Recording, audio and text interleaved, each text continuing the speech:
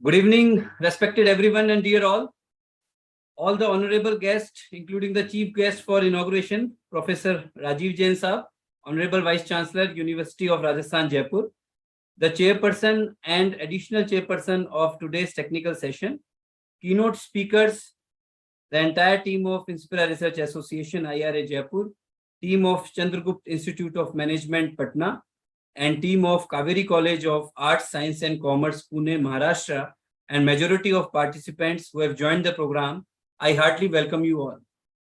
First of all, I would like to invite Conference Director, Professor S.S. Modi, President, Inspira Research Association, former President, Indian Accounting Association, and former Head, Department of ABST, University of Rajasthan, Jaipur, for the opening remarks on behalf of Inspira Research Association. Professor S.S. Modi.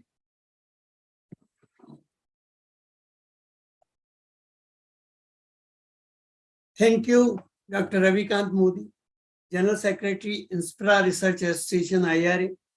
Good evening, dear one and all.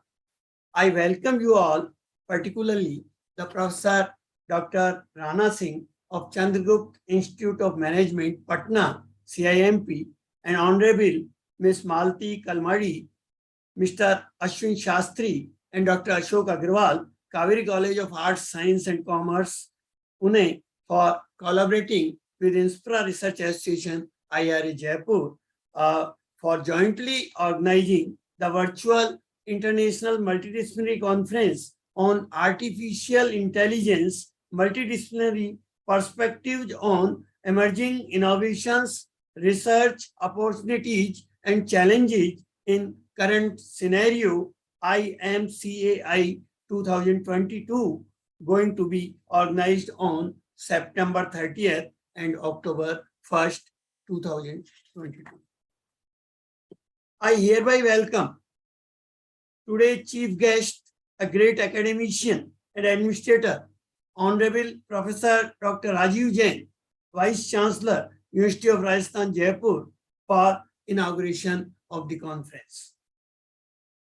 I also feel pleasure to hearty welcome of today's chairperson of the session, Dean Pastor Philippines, and additional chairperson, Professor Dr. N.D. Mathur, Jaipur, India, and keynote speakers, Dr. Chai Ching Ten, Thailand, and Dr. Ahmed Obaid, Iraq. I also welcome to all the guests, entire team of organizing committee from Chandragupta Institute of Management, Patna, and Kaveri College of Arts, Science and Commerce, Pune, and Inspira Research Association, IRA, and learned participants from all over the country and abroad to give their best and enrich their academic strength in the conference. Without them, such conferences can't be successful. The Inspira Research Association, IRA, Jaipur, India, is a registered leading organization of academicians, professionals, and researchers for research development and advancements established in 2011. The association regularly publishes 5 peer-reviewed refereed international and national journals with high impact factor and indexed at various prestigious international organizations. Journals namely JMME, JCECS, IJARCMSS, IJEMMASSS, and IJIRA quarterly. And all journals are open access on our website. The Inspira IRA also publishes reference books with ISBN in the fields of commerce, management, economics, public administration, social science, computer science, political science, education, information technology, etc. The association has been organizing national and international conferences, seminars, webinars, workshops, FDPs, live sessions regularly with certain special features such as availability of complete recording of the academic programs at Inspira YouTube channel, opportunity to publish papers in national and international journals, and in ISBN books and conference proceedings with ISBN in addition to paper presentation in the conference, etc. The association also provides opportunity to participants for availing of academic excellence awards on the basis of their academic achievements during last 3 years, which would also be announced on tomorrow at the valedictory. I am happy to inform you that participation response to this conference also is really very overwhelming from all parts of the country and abroad. For both the days, 12 best paper presentation awards, 6 for each day's session for the conference would be announced on tomorrow at the valedictory. The main theme of the conference is based on artificial intelligence, innovations, research, opportunities, and challenges in current scenario. Artificial intelligence is intelligence demonstrated by machines as opposed to the natural intelligence displayed by animals and humans. Artificial intelligence research has been defined as the field of study of intelligent agents, which refers to any system that perceives its environment and takes actions that maximize its chance of achieving its goals. AI applications include advanced web search engines, for example, Google, recommendation systems used by YouTube, Amazon, Netflix, understanding human speech, such as Siri and Alexa, self-driving cars, for example, Tesla, automated decision-making, and competing at the highest level in strategic game systems such as chess. AI was founded as an academic discipline in 1956, and in the years since has experienced several waves of optimism followed by disappointment and the loss of funding known as an artificial intelligence winter, followed by new approaches, success, and renewed funding. AI research has tried and discarded many different approaches since its founding, including simulating the brain, modeling human problem solving, formal logic, and large databases of knowledge. The various subfields of artificial intelligence research are centered around particular goals and the use of particular tools. The traditional goals of artificial intelligence research include reasoning, knowledge representation, planning, learning, natural language processing, perception, and the ability to move and manipulate objects. General intelligence, the ability to solve an arbitrary problem, is among the field's long-term goals. To solve these problems, AI researchers have adapted and integrated a wide range of problem-solving techniques, including search and mathematical optimization, formal logic, artificial neural networks, and methods based on statistics, probability, and economics. The applications for AI are endless. The technology can be applied to many different sectors and industries. AI is being tested and used in the healthcare industry for dosing drugs and doling out different treatments tailored to specific patients and for aiding in surgical procedures in the operating room. Sorry. Since its beginning, AI has come under scrutiny from scientists and the public alike. One common theme is the idea that machines will become so highly developed that humans will not be able to keep up and they will take off on their own, redesigning themselves at an exponential rate. Another contentious issue many people have with artificial intelligence is how it may affect human employment. With many industries looking to automate certain jobs through the use of intelligent machinery, there is a concern that people would be pushed out of the workforce. Self-driving cars may remove the need for taxis and car share programs, while manufacturers may easily replace human labor with machines, making people's skills obsolete. AI is used to make predictions in terms of weather and financial forecasting, to streamline production processes, and to cut down on various forms of redundant cognitive labor, for example, tax accounting or editing. AI is also used to play games, operate autonomous vehicles, process language, and much, much more. Innovation in development and humanitarian responses to the pandemic have tended to focus on incremental improvements to repurpose existing and approaches on the one hand, and on new biomedical and pharmaceutical product developments on the other. Most of these efforts have originated in and been led by actors in high-income countries.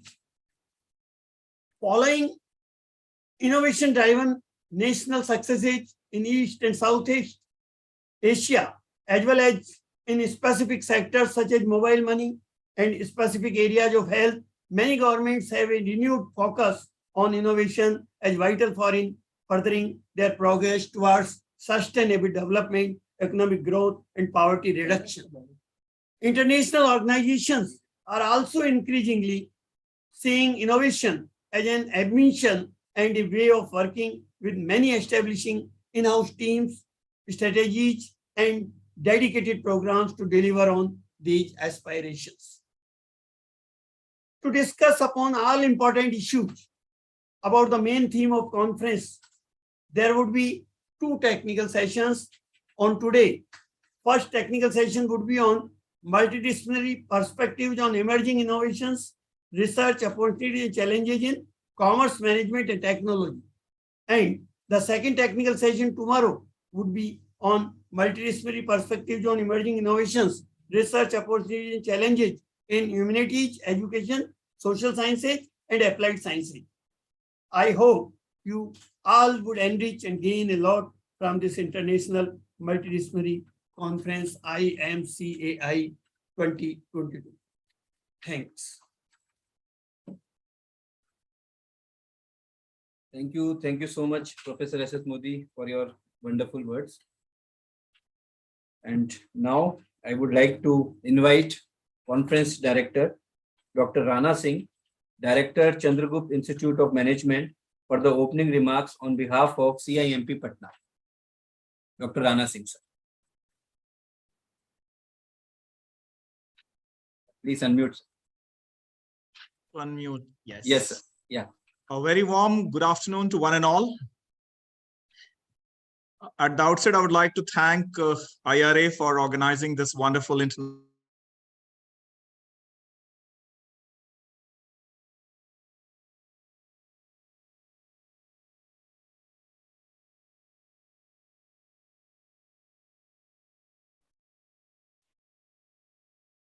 I think some network issue. Network issue is there.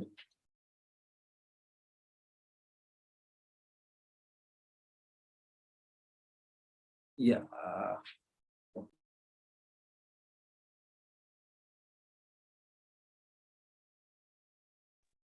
Rana sir, sir will join again shortly. Meanwhile, I would like to invite Honorable Ms. Malti Kalmadi, Secretary, Kannada Sangha, Kaveri College of Arts, Science and Commerce, Pune, for the opening remarks on behalf of Kaveri College, Pune. Ms. Malti ji.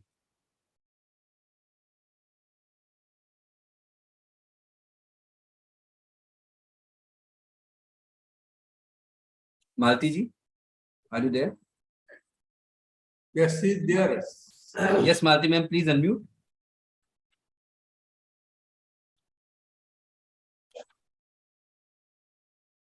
Malti ma'am, please unmute. Yes, ma'am. Yeah. Good evening. evening. All the dignitaries assembled here. Malti ma'am, actually, there is some network issue from your side, Malti ma'am. Rana sir has again joined. Malti madam is muted. It is same here. It's muted. I think I have some network issue. Yeah. Now you are audible. I- madam. Now you're audible. Okay.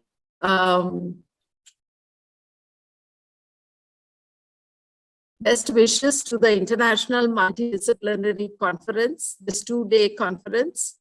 In fact, I would like to congratulate Inspira Research Association, Jaipur, Chandragupta Institute of Management, Patna, and the Kaveri College for having come together and being able to participate and organize this beautiful conference. And I think it is all thanks to the pandemic that we are able to experience this beautiful learning space. And we realize that learning and knowledge has no boundaries. This conference shows that it gives us opportunities for collaboration with institutes and faculty across the world. And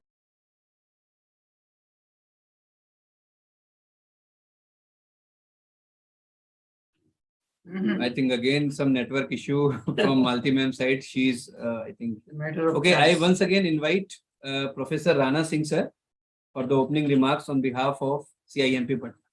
Yes, sir. Please unmute, sir. Yes, sir. Yeah, I'm sorry for this glitch.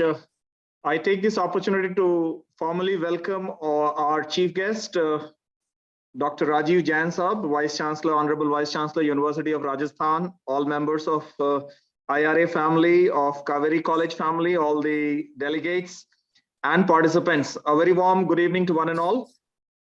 It's indeed a marvelous topic which Professor Modi has chosen.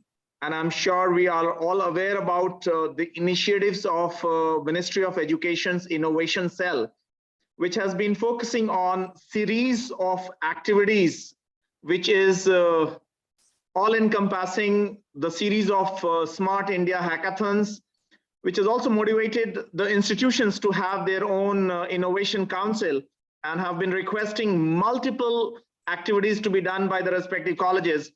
And I'm sure it's an amazing feeling to share with all of you that India just made a quantum leap from 46th rank to 40th rank today. And congratulations to all the wonderful researchers, innovators of the country under the dynamic leadership of our Honorable Prime Minister, who has been reminding multiple times to focus on innovation and research and development. So getting 6 ranks up in the international innovation, global innovation rankings, it's a remarkable achievement. And I'm sure artificial intelligence is playing a pivotal role so as to give a quantum leap to the growth in the domain of technology, innovation, entrepreneurship. Now, Government of India, Ministry of Education has launched Atal Ranking of Innovation, Atal Ranking of Institutions on Innovations and Achievements, which we call it as ARIA, which gives a comprehensive ranking of all the institutions and universities on the basis of their contribution towards research, innovation, startups, incubations, commercializations, and so on. So in the year 2019, the government came with NISP policy that is focused at startups. So the entire aim is to focus on innovation and startup policy for students and faculty members so that more emphasis can be given on intelligence and its manifold impact across the country. Now, of late, today only we have requested our patent team to work towards finding a solution as we see that most of the passengers who are trying to board the train, sometimes they slip and they start getting dragged on the platform. Well, we have requested our technology and innovation team to find an innovation and AI-driven solution so that we can have sensors on the steps of the train as well as on the corner of the platform, so that in case if a passenger falls down and starts getting dragged, the sensor of the engine gets a feel that some passenger has fallen down, and there can be some immediate stopping of the train so that it does not lead to death of the passenger or it does not lead to fatal injuries. So we are looking at manifold impact of artificial intelligence across the world in form of multiple new gadgets and devices. Google driverless car is one of them. Now drone manufacturing is getting an exponential growth in the country. So the lot of areas, industries, sectors, and services sector in particular have started witnessing the impact of artificial intelligence and how it can maximize the productivity of the industry and so on and so forth. And it's also opening a major arena for the researchers to conduct research in the domain of artificial intelligence. With these words, I once again welcome all of you and look forward to the wonderful deliberations ahead. Thank you very much. Have a wonderful day ahead. Thank you. Thank you so much. Yes, Aarti ma'am.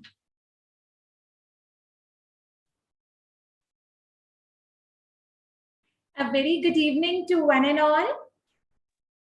Sir, I suppose our chief guest, Professor Rajiv Jain sir, has not joined yet. He was busy with some other program and he'll join us very soon. So if Modi sir allows me, may I please request chairman for the today's session, chairperson of today's session, to start the proceedings. May we start the proceedings, sir? Ravi ji, Malti madam is also there. Yes, sir. I will invite. Yeah, please. Yes, Aarti ma'am, please, you can proceed. You can.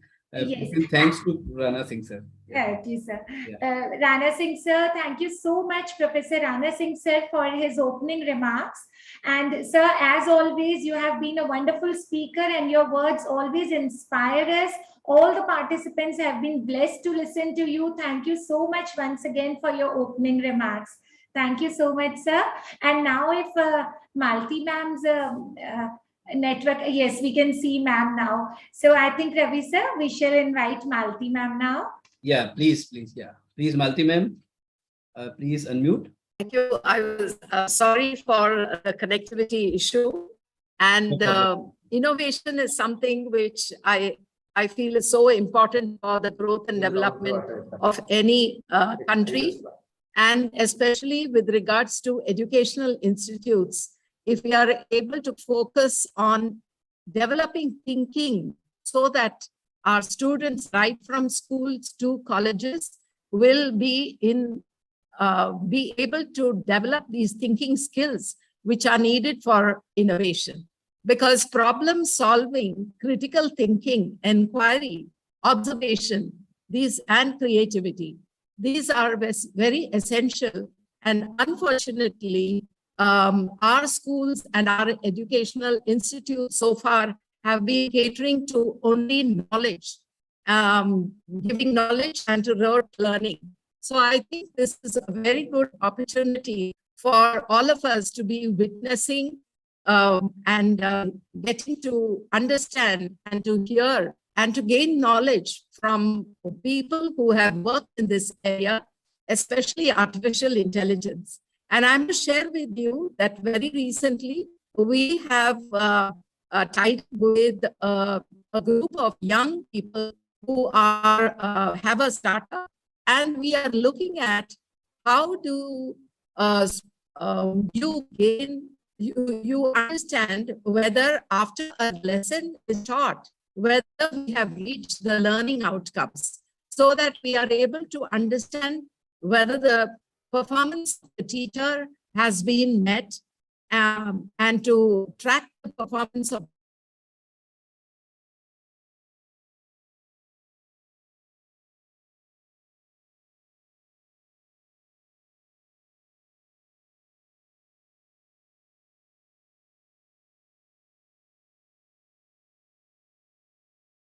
Yeah, thank you so much, Malti ma'am.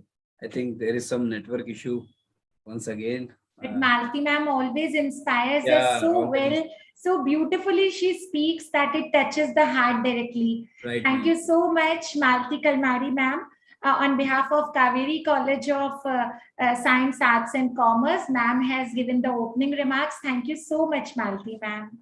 Ashok sir, is Ashwin Shastri sir is there or not? Shiv Shastri could not be joined. Okay. He's busy some other, yeah, but we may proceed. Okay. Yeah, please proceed because my connectivity, I have an issue. Okay, ma'am. Thank you. Mr. Ashwin Shastri and my president both have conveyed their blessing, good wishes for congress today. Thank you, sir. Thank you. Thank you so much. And Mr. Ashwin Shastri is also busy with some meeting at Mantralaya. So please, we can proceed. Thank you, sir. Thank you. Okay. So thank you. Thank you once again, Miss Malti Kalmani ma'am, for your wonderful words and blessings. And now I would like to request Dr. Aarti Chopra, Joint Secretary, Inspira Research Association, to invite and welcome our today's chairperson, Dean Pastor Argulas. Yes, Dr. Aarti ma'am. Thank you, Dr. Ravikant Modi, sir, General Secretary, Inspira Research Association, Jaipur, for bestowing me an opportunity to invite our today's chairperson, Professor Pastor Argulis, sir, from Philippines. Professor Pastor is a Dean, College of Computer Studies, University of Perpetual Health System, Delta, at Philippines. Professor Dean Pastor actively serves communities in his various roles. He's serving as an editorial board and peer reviewer of different international research journals, chair, co-chair, technical panelist, members of organizing committees, and different international research conferences. He has also served as a public lecturer in University of Bhagyakara Raya in Jakarta, Indonesia, KL University in India, and University of Bhagyakara Subra in Indonesia again. His area research is computer science and information technology. He is International Scientist Award winner in the research category in the year 2021. He is affiliated to a number of reputed professional associations, boards of Poland, Bhutan, Philippines, and India. Sir is a multitasker. He actively remains indulged in various activities related to academics and research. We are really blessed and honored to have you as a chairperson for today's session. Sir, we welcome you. Sir, Pastor Argulis, sir. Sir, we welcome you. Please bless our participants with your kind words and your Welcome, sir. chairperson's Welcome. remark. Welcome. Yeah. Welcome. Can I be heard? Yeah, sir. Yeah. Yeah, thank you so much for that. Good evening from the Philippines, and I think good afternoon there in India. A pleasant, it's a wonderful day to meet you all in this virtual conference.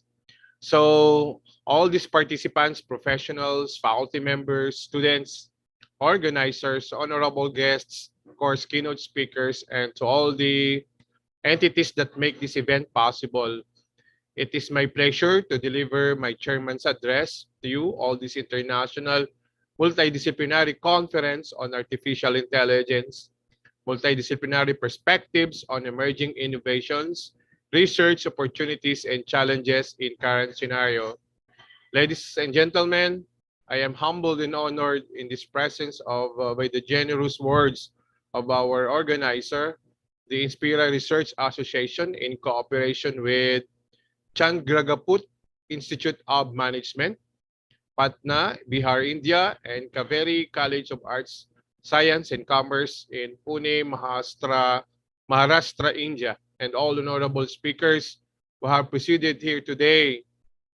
I would like to begin with a few thank you. I want to say special thank you to Dr. S.S. Modi, our boss, and Dr. Ravikant Modi for this wonderful invitation, and the entire Inspira Research Association. And of course, to all the presenters, the researchers, and all research speakers as well. I am deeply grateful for these wonderful people who attended these international conferences. Of course, our researchers who make up this conference really possible. On behalf of the organizing committee, I warmly congratulate this conference. And this gathering has been carefully organized by two mark such milestone of research of our society and organization. I am very privileged to deliver this message of this important conference. At this conference, let us all celebrate what we as a professional community have achieved. Additionally, our future vision is to create even greater value to all corners of the world. This conference will be one for us and to collaborate as well, to share our thoughts and exchange ideas on how to grasp our journeys forward to reach goals.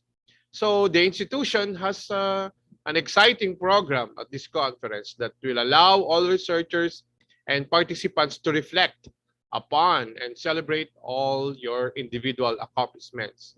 It's also the same as renewing our friendships virtually and extend networks and jointly explore present and future research directions. I hope that you will have productive and fun-filled moment at this very special conference. So we meant well. We tried here our best. Our good intention is a hall pass through history, a sleeping pill that ensures the dream.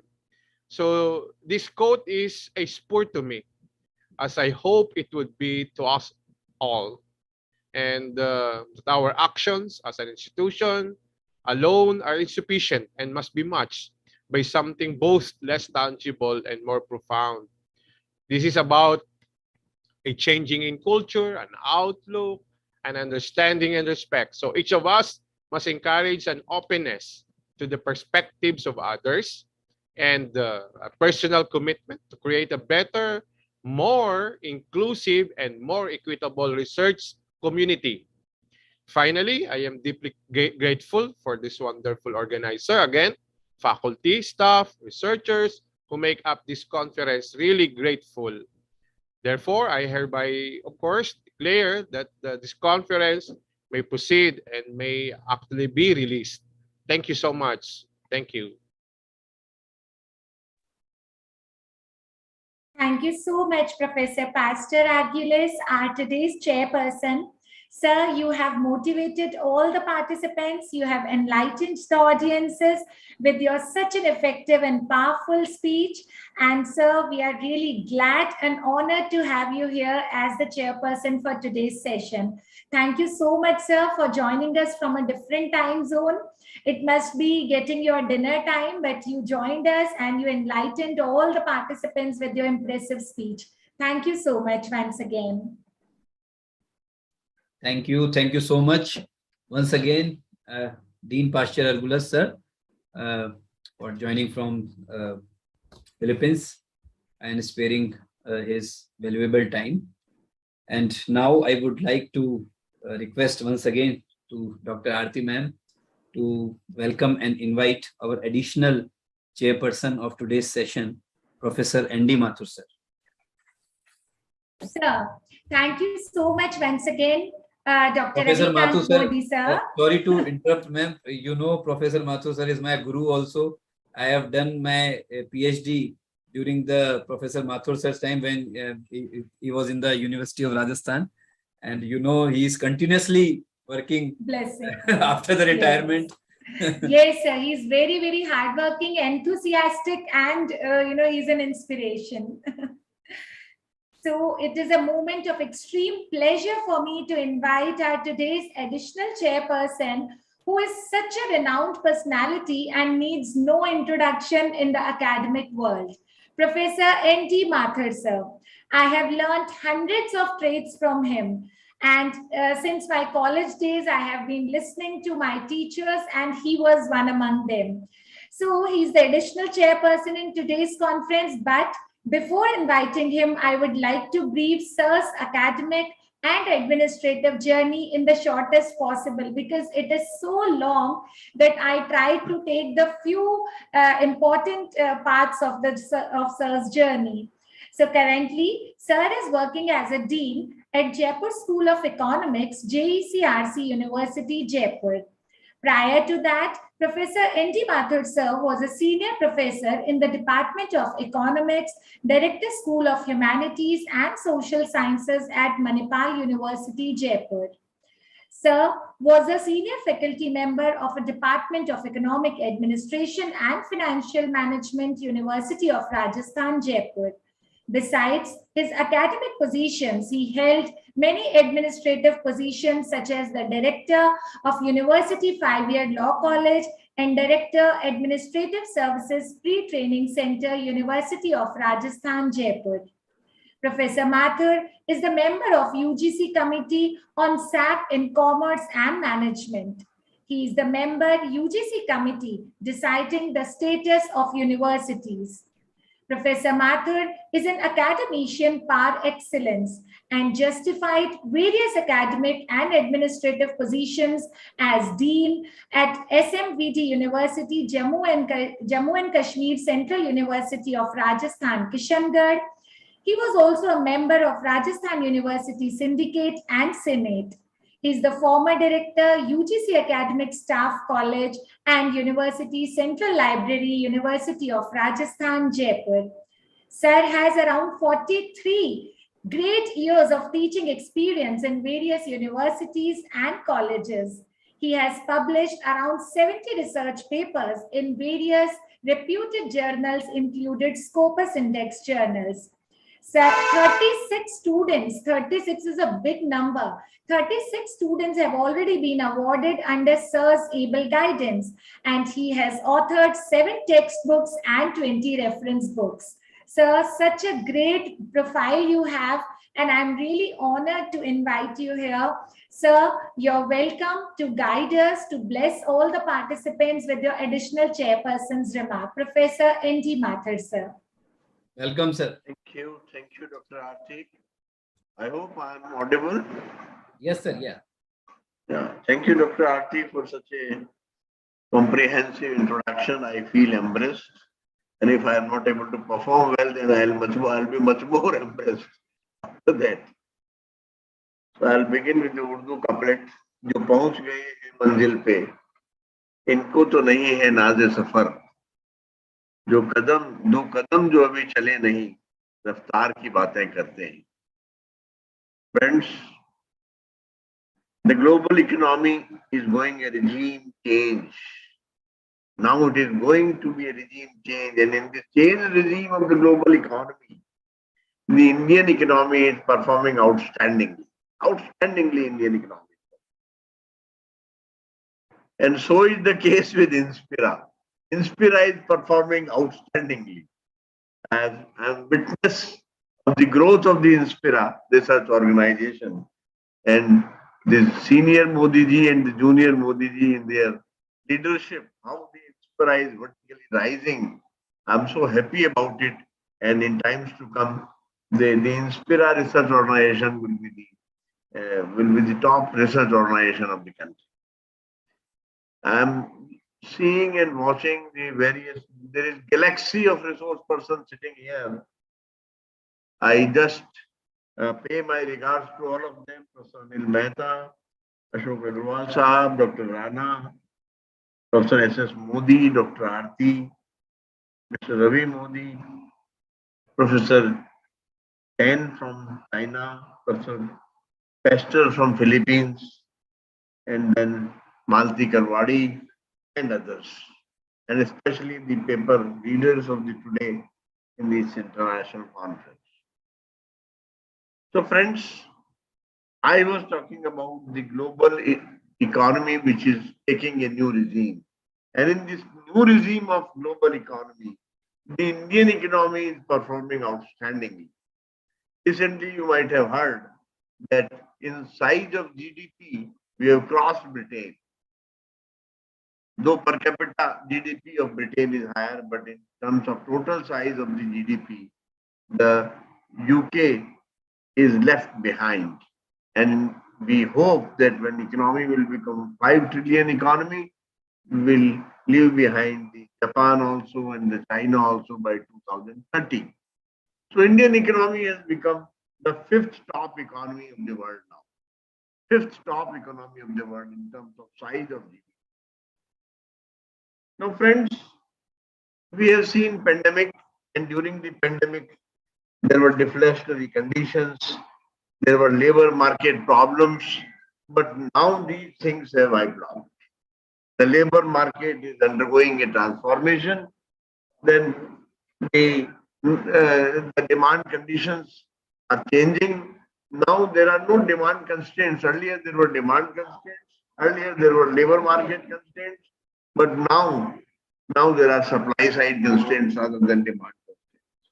Today supply is a problem, and burst of productive capacity in emerging economies is there, and millions of new consumers are entering the market and expanding the demand side. Now, labor market behavior has changed now. We have come to hybrid mode. Work from home is also there. Work from office is also there. Work from anywhere is also there. And then power of labor is supplying, and the supply constraints, the market is rising because of that. So friends, Indian economy is performing very outstandingly, and there are transformators, and these transformators are the digital movements.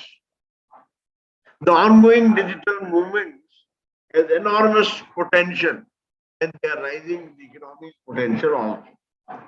The second important thing is that the distance between buyer and seller is coming closer and closer. Earlier it was around 1,000 kilometers, but the online selling and online buying has made it 5 kilometers only. Only it is 5 kilometers. So this is bringing the great change. The distance between buyer and seller is very close now. Then market accessibility has gone up because of online selling. Then artificial intelligence is another important area which is making a breakthrough. And due to image recognition and the new kind of algorithms, detecting, diagnosing things, detecting things, this is creating a great help to the economy. Then at the energy transition, the ESG model, the environment and the governance model, and then carbon capturing and the solar expenditures, all these are bringing changes in the Indian economy. So Indian economy is returning from retail to digital system. We are converting from retail system to digital system, and then mobile internet penetration, that has definitely, it has helped us enormously. 7% in the growth of economy. So with this, the changes are taking place in the economy, and then there are challenges, there are geopolitical challenges, there are inflation challenges, there are manufacturing sector challenges. But I think we are rightly keeping pace with the global changes. And Indian economy is not that economy which is used to be 10 years earlier or 20 years earlier or 30 years earlier. Now, there is no Hindu rate of growth, but there is a new Hindu rate of growth which comes to 7%, whereas the Hindu rate of growth was 3%. So, in times to come, Indian economy will emerge as a better kind of economy, and then we will leave the Japan and Germany behind us within 5 years. And I hope not only 5 trillion economy, it will become the 10 trillion economy by 2040. So I think if we keep pace with the geopolitics, if we keep pace with the global regime, if we keep pace with the confidence with which we are surging ahead, I think the days are not far that the people will look towards us, and all Western economies will look towards Eastern economies like India, and Indian economy will emerge as a leader economy in times to come.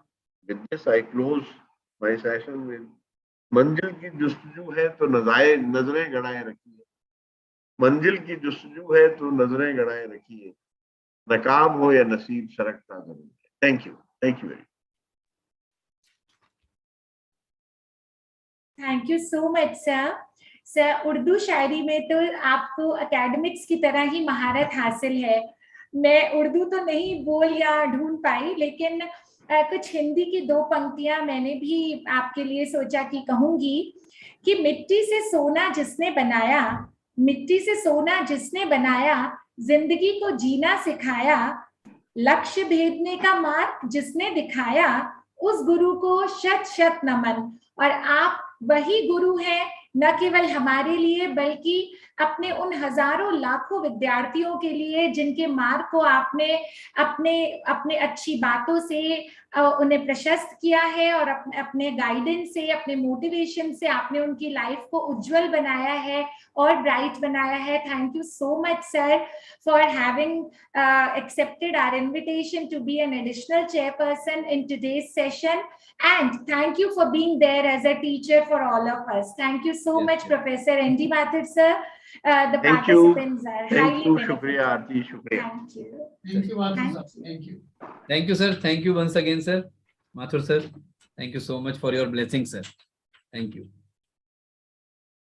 And now I request Dr. Aarti ma'am once again to invite and welcome our today's eminent keynote speaker, first keynote speaker, Dr. Chai Ching Tan. Dr. Aarti ma'am. Thank you, Dr. Ravi Modi sir, once again for giving me an honor to invite our today's first keynote speaker, Professor Chai Ching Tan sir. Professor Tan is a highly acclaimed academician, an enthusiastic researcher, and a compassionate and a magnetic personality. We are honored and delighted to have him as a keynote speaker. Dr. Tan is a registered engineer with the Institute of Engineer Australia and ISO 9001 lead auditor. Dr. Tan's original engineering training was with the University of Wisconsin, USA, under US Naval Research Project Scholarship, focusing on submarine propulsion system and combustion research. Professor Tan has more than 270 peer-reviewed papers in journals, conferences, and symposium, winning some very high awards such as Emerald Best Paper Award. Dr. Tan has delivered many keynotes to universities in different countries of the world. He has supervised more than 100 postgraduate theses and served as an external examiner to PhD theses. Professor Tan has publications in Scopus, Web of Science, Thai Tier 1. Dr. Tan is an editorial chief to Journal of Social Science and Humanities and a Thailand-based international journal of multidisciplinary journal in management and tourism. It's our pleasure to have Professor Chai Ching Tan with us in this mega event. Professor Tan, we welcome you for your keynote speaker's address. Dr. Tan. Thank you, Professor Chopra, Aarti Chopra, and thank you, Professor Ravi Modi. Thank you. SS Modi. And okay, so I just spotted that today theme is artificial intelligence. So I'm going to share with you an artificial intelligence application and community-based tourism. So here is my slide. So you're able to see my slide, okay? The slide, okay? The slide is up, okay. So these it's a demonstrations of how neural networks together with structural equations modeling applicable to social sciences area, management area, and I'm applying to concepts of community resilience in the community-based tourism initiative in Thailand. And so CBT is very important because as you see that the mass tourism has consumed a lot of resources, and CBT is very unique, and people can get into understanding the rural communities and understand the lifestyles and learning how they be a part of these societies and in a sustainable way. And they also can be using the tourists can also experience it in a novel way and treat it as a future tourism experiences that they need to go. So tourism is very, very important, has been helpful all over the world, including India, for developing their economy. also the socio-cultural development. I have been to various places in India, and we see that tourism plays a very significant role, and especially with the president's Modi at the present moment, a lot of logistics has been infrastructure has been invested, and so that would really accelerate the tourism. Now, my demonstration to you would be on social human capital that go beyond the community itself, meaning getting the assistance from the outside the community. We call it civil participation, which I think is very important for community because they themselves lack of certain intellectual resources. So it's very, very important that we do that. With the civil participation from outside the community, the brainstormings would be enriched, and so therefore it would be the ideas of community-based tourisms and portfolios would be more informative in that sense. And because it is groups of people together, including the local government, so it will be more legitimate. And equal voices. So the objective of this research, really, I have already explained it to you, would be using the artificial intelligence plus the structure equation modeling as the tool to demonstrate the idea that I would logically provide to you now. Resilience thinking model is a concept that I would share today, which we can use that to help us develop a model. So if you centralizing on social capitalization, which is civil participation plus the community itself. So when you talk about capitalization on a social contextual basis, really, what I'm implying is the destination managing tourist destinations or community that they use the CBT, community-based tourism, as part of the driving force for sustainable livelihood. And social capitalization structure in the sense that it has three very important integrated domains and dimensions. One of them is the cognitive goal. And that demonstrates their sustainability goal and the value that they would like to provide to the tourists. But then there is also a structural goal, structural elements that looking into all the structures, infrastructures and system, including the attraction provided to these to the destination management from the social capitalization perspective. And the other thing is the relationship that holds these two together, which is the relational element. And one thing that I would like to focus on is the civil participation. So with the general pictures of the hypothesis that I would demonstrate to you would be the civil participation would therefore drive the resilience in the sense of ability to grow the communities and develop the community all the way to they themselves see the conservations of their goals and achievement, and that would be manifested in terms of economic, cultural, social, and environmental aspect. And most lot of researchers demonstrate the value of experiences or value to the tourists, but then when you go into the community, tourists really appreciate the sustainability efforts of the community, and therefore that would be part of the epistemic intellectual types of values that the tourists would really value. And so when the tourists seeing that conservation of the resiliencies of the community, they appreciate the value. And at the same time, it influences the attitudes and belief systems of the community, and that is very important because when the communities are able to develop, strengthening their attitudes in a cohesive sense and forms a collective belief, then the community becomes more resilient.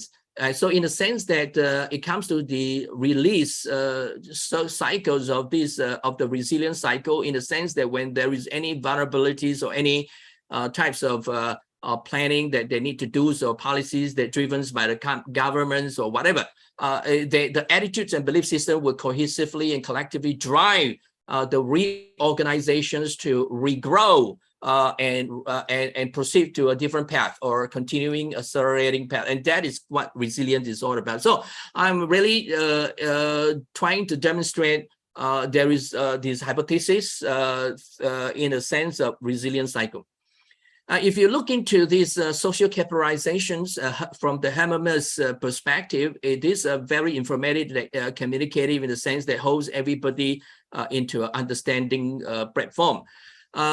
Community resilient, as I told you, and I think you can review the literature review. It's very important, but I think a proper understanding and detailed research is still lacking. And so the resilience, the ability to recover, I have already explained it through the hypothetical restructure, and which you can see that that it is a very dynamic capability that continuously back and forth from this reorganizations to conservations and so on, and growth to so on and so forth. So so I do not need to look into all this go into the perspective.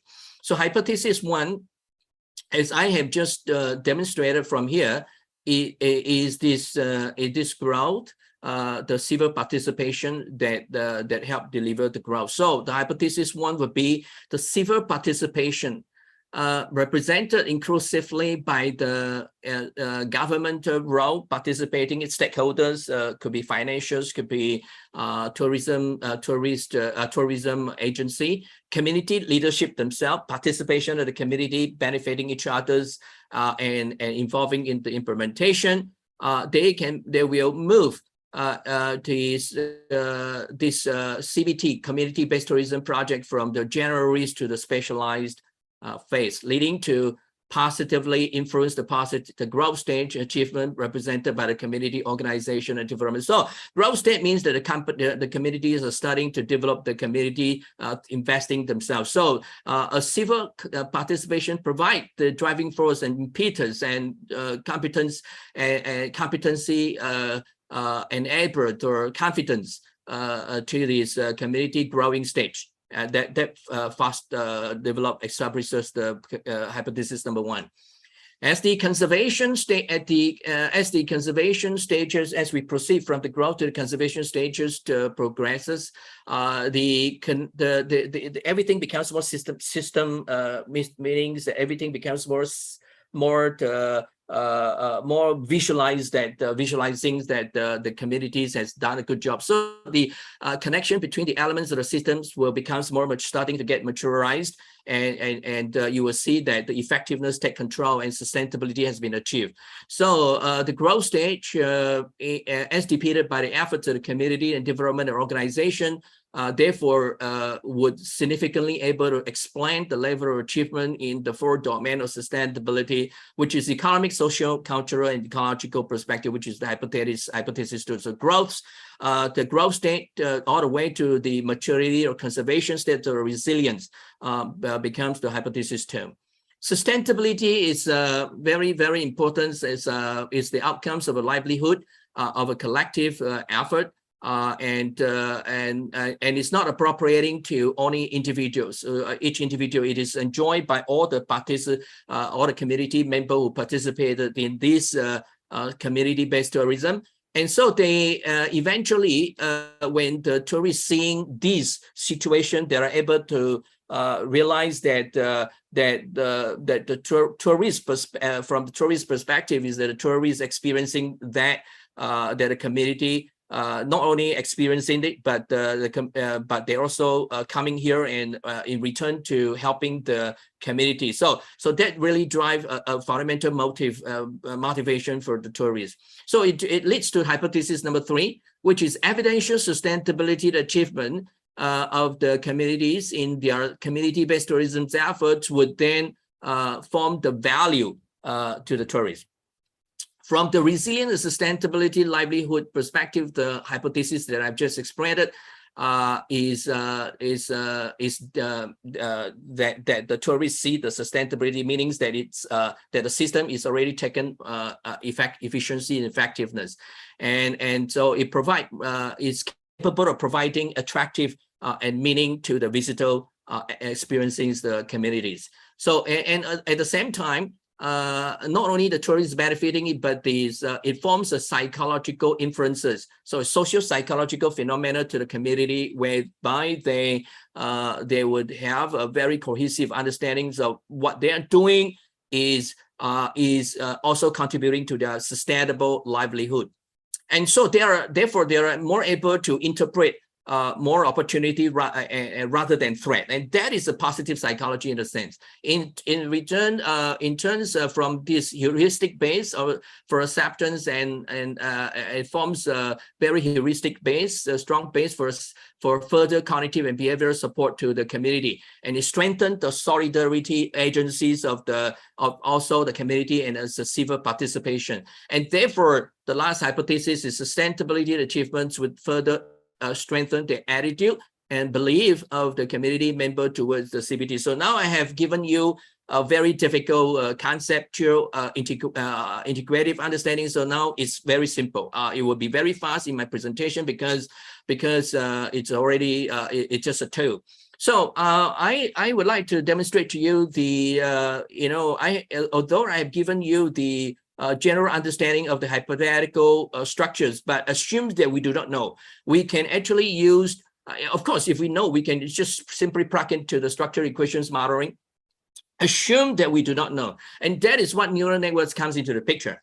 So but before, one thing, very important thing is that it is not numerical data, objective data that we can easily extract it from objective world.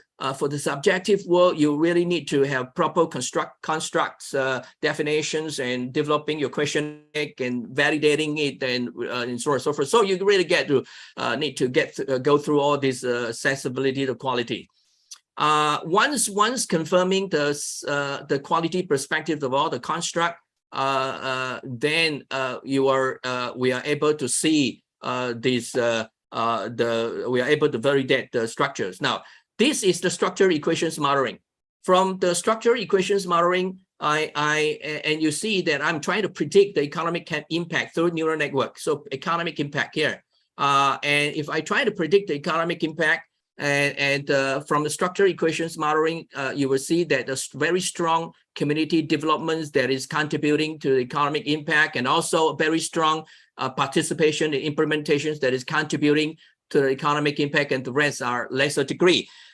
This is structural equations modeling, but what I'm trying to demonstrate to you in terms of the themes of conference today is that you can go through the neural network simulation, and they are also able to predict that community development and the participation and implementation are the two most significant driving force, and it comes along with other types of driving force. So neural network can be a very, very strong, robust base for those for us to help us as an inductive mechanism for deductively deriving a conceptual model. Okay, so let's give you another example. If I want to predict the value offered for the tourists, which is the value offered to the tourists, and you will see that economic impact when the tourists go there and they see that there is economic booming, and of course that doesn't jeopardizing the other aspects of sustainability. But of course, the social impact is one of them, and community developing efforts that they also need to, that they also experience through their experiences in the communities that enjoy the, for example, coffee plantings or tea or agricultural practices. And so if this is structural equations modeling, but then if you go to neural network, it gives you social impact is very important. So when tourists going to appreciate, when you subject those data to neural network, and the tourists appreciating that the social impact that the CBT brought forward to the committee is it's a very significant factors driving this tourist value. And in fact, more important than the compared to the rest of this, and the rest are pretty much equal on equal basis. And you can also see from the structural equations modeling, which I'm not going to go into the detail, but you know what I mean. And if you put all these structure neural network in one by one, and it will actually get you to develop a structural equations modeling as well. So it's not necessary that you need to have a strong literature review, but also you can have a strong neural network simulations that can together get you to this literature of the structural equations modeling, which is very similar to inductive mechanisms of quantitative grounded theories that whereby we have opens and issues and selective coding, where we can form the selective pictures of the stories and coming from integrating all the variables. And these are pretty good structural equations outcome. And these are just some of these correlations plots of this of different variable. So we're coming to the end of this session. So what do we learn? Well, what we learn is that the explicit structures of social capitalization process is feasible, making use of resilience cycle. So I demonstrate, of course, there are a lot of ways that we can understand social capitalization, but I'm just demonstrating a resilience cycle based on capitalization. So it's just demonstrating intellectual way of developing your literature reviews deductively. So together with this community road and plus the social capital and plus the community intellectual capitals, where you can see evidences of the community development and so on and so forth, the business model that they developed and infrastructure that facilitated and invested, plus the psychological capital. So these are all very important. So the capitals are capitalization is not only social, but also intellectual capital and social psychological capital. So capitalization for community developments are multifaceted in the sense that the future research can look into that perspective. And empirically validated structure provided very strong understanding of the resilience thinking in the community. So I hope that through this sharing and neural network simulation that hopefully people who are interested in community developments, rural poverty reduction, or revitalizing the community, you can look into the concepts of resilience thinking, and I think a lot of research you still can explore. In a way, the cycle of resilience makes sustainability more dynamic because it's cycling, and so this is another contribution in terms of resilience and sustainability. So resilience is not only contributing in a static sense of well, we can do that when we have vulnerability, we can resist it, we can go back, bounce back. But it is not only that; it is a dynamic process, and which involves social psychological competency effort. And customer orientations is very important and part of the sustainability, which most of the researchers also neglected.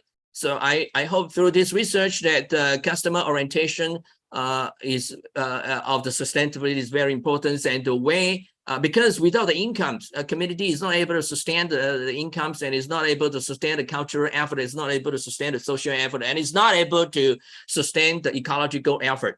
And so our customer orientations centralizing on sustainability becomes very important. So thank you very much, and I hope that you enjoy. And I hope that I'm not deviating away from the theme today, which is artificial intelligence. And thank you very much. Get back to Professor R.T. Chopra. Thank you so much, Professor Chai-Ching Tan, sir. Such an interesting topic Professor Tan has presented. Tourism with altogether different viewpoints that relates to civil and community participation and sustainability. Gratitude for accepting our invitation and present such a wonderful topic, such a unique topic as a keynote speaker. Thank you for accepting our invitation and for being there with us, enlightening our participants with such a unique topic. Thank you so much, Professor Tan. Thank you. Thank you so much. Thank you so much, Professor Tan, once again. Thank you. for your wonderful presentation, sir. And now once again, I request Dr. Aarti ma'am to welcome and invite our today's second eminent keynote speaker, Dr. Ahmed Ubaid.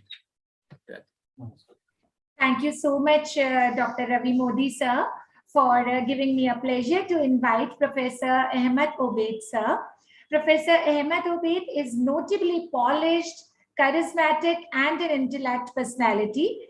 Ahmed Ubaid, sir, is an assistant professor at Department of Computer Science, Faculty of Computer Science and Mathematics, University of Kufra, Iraq.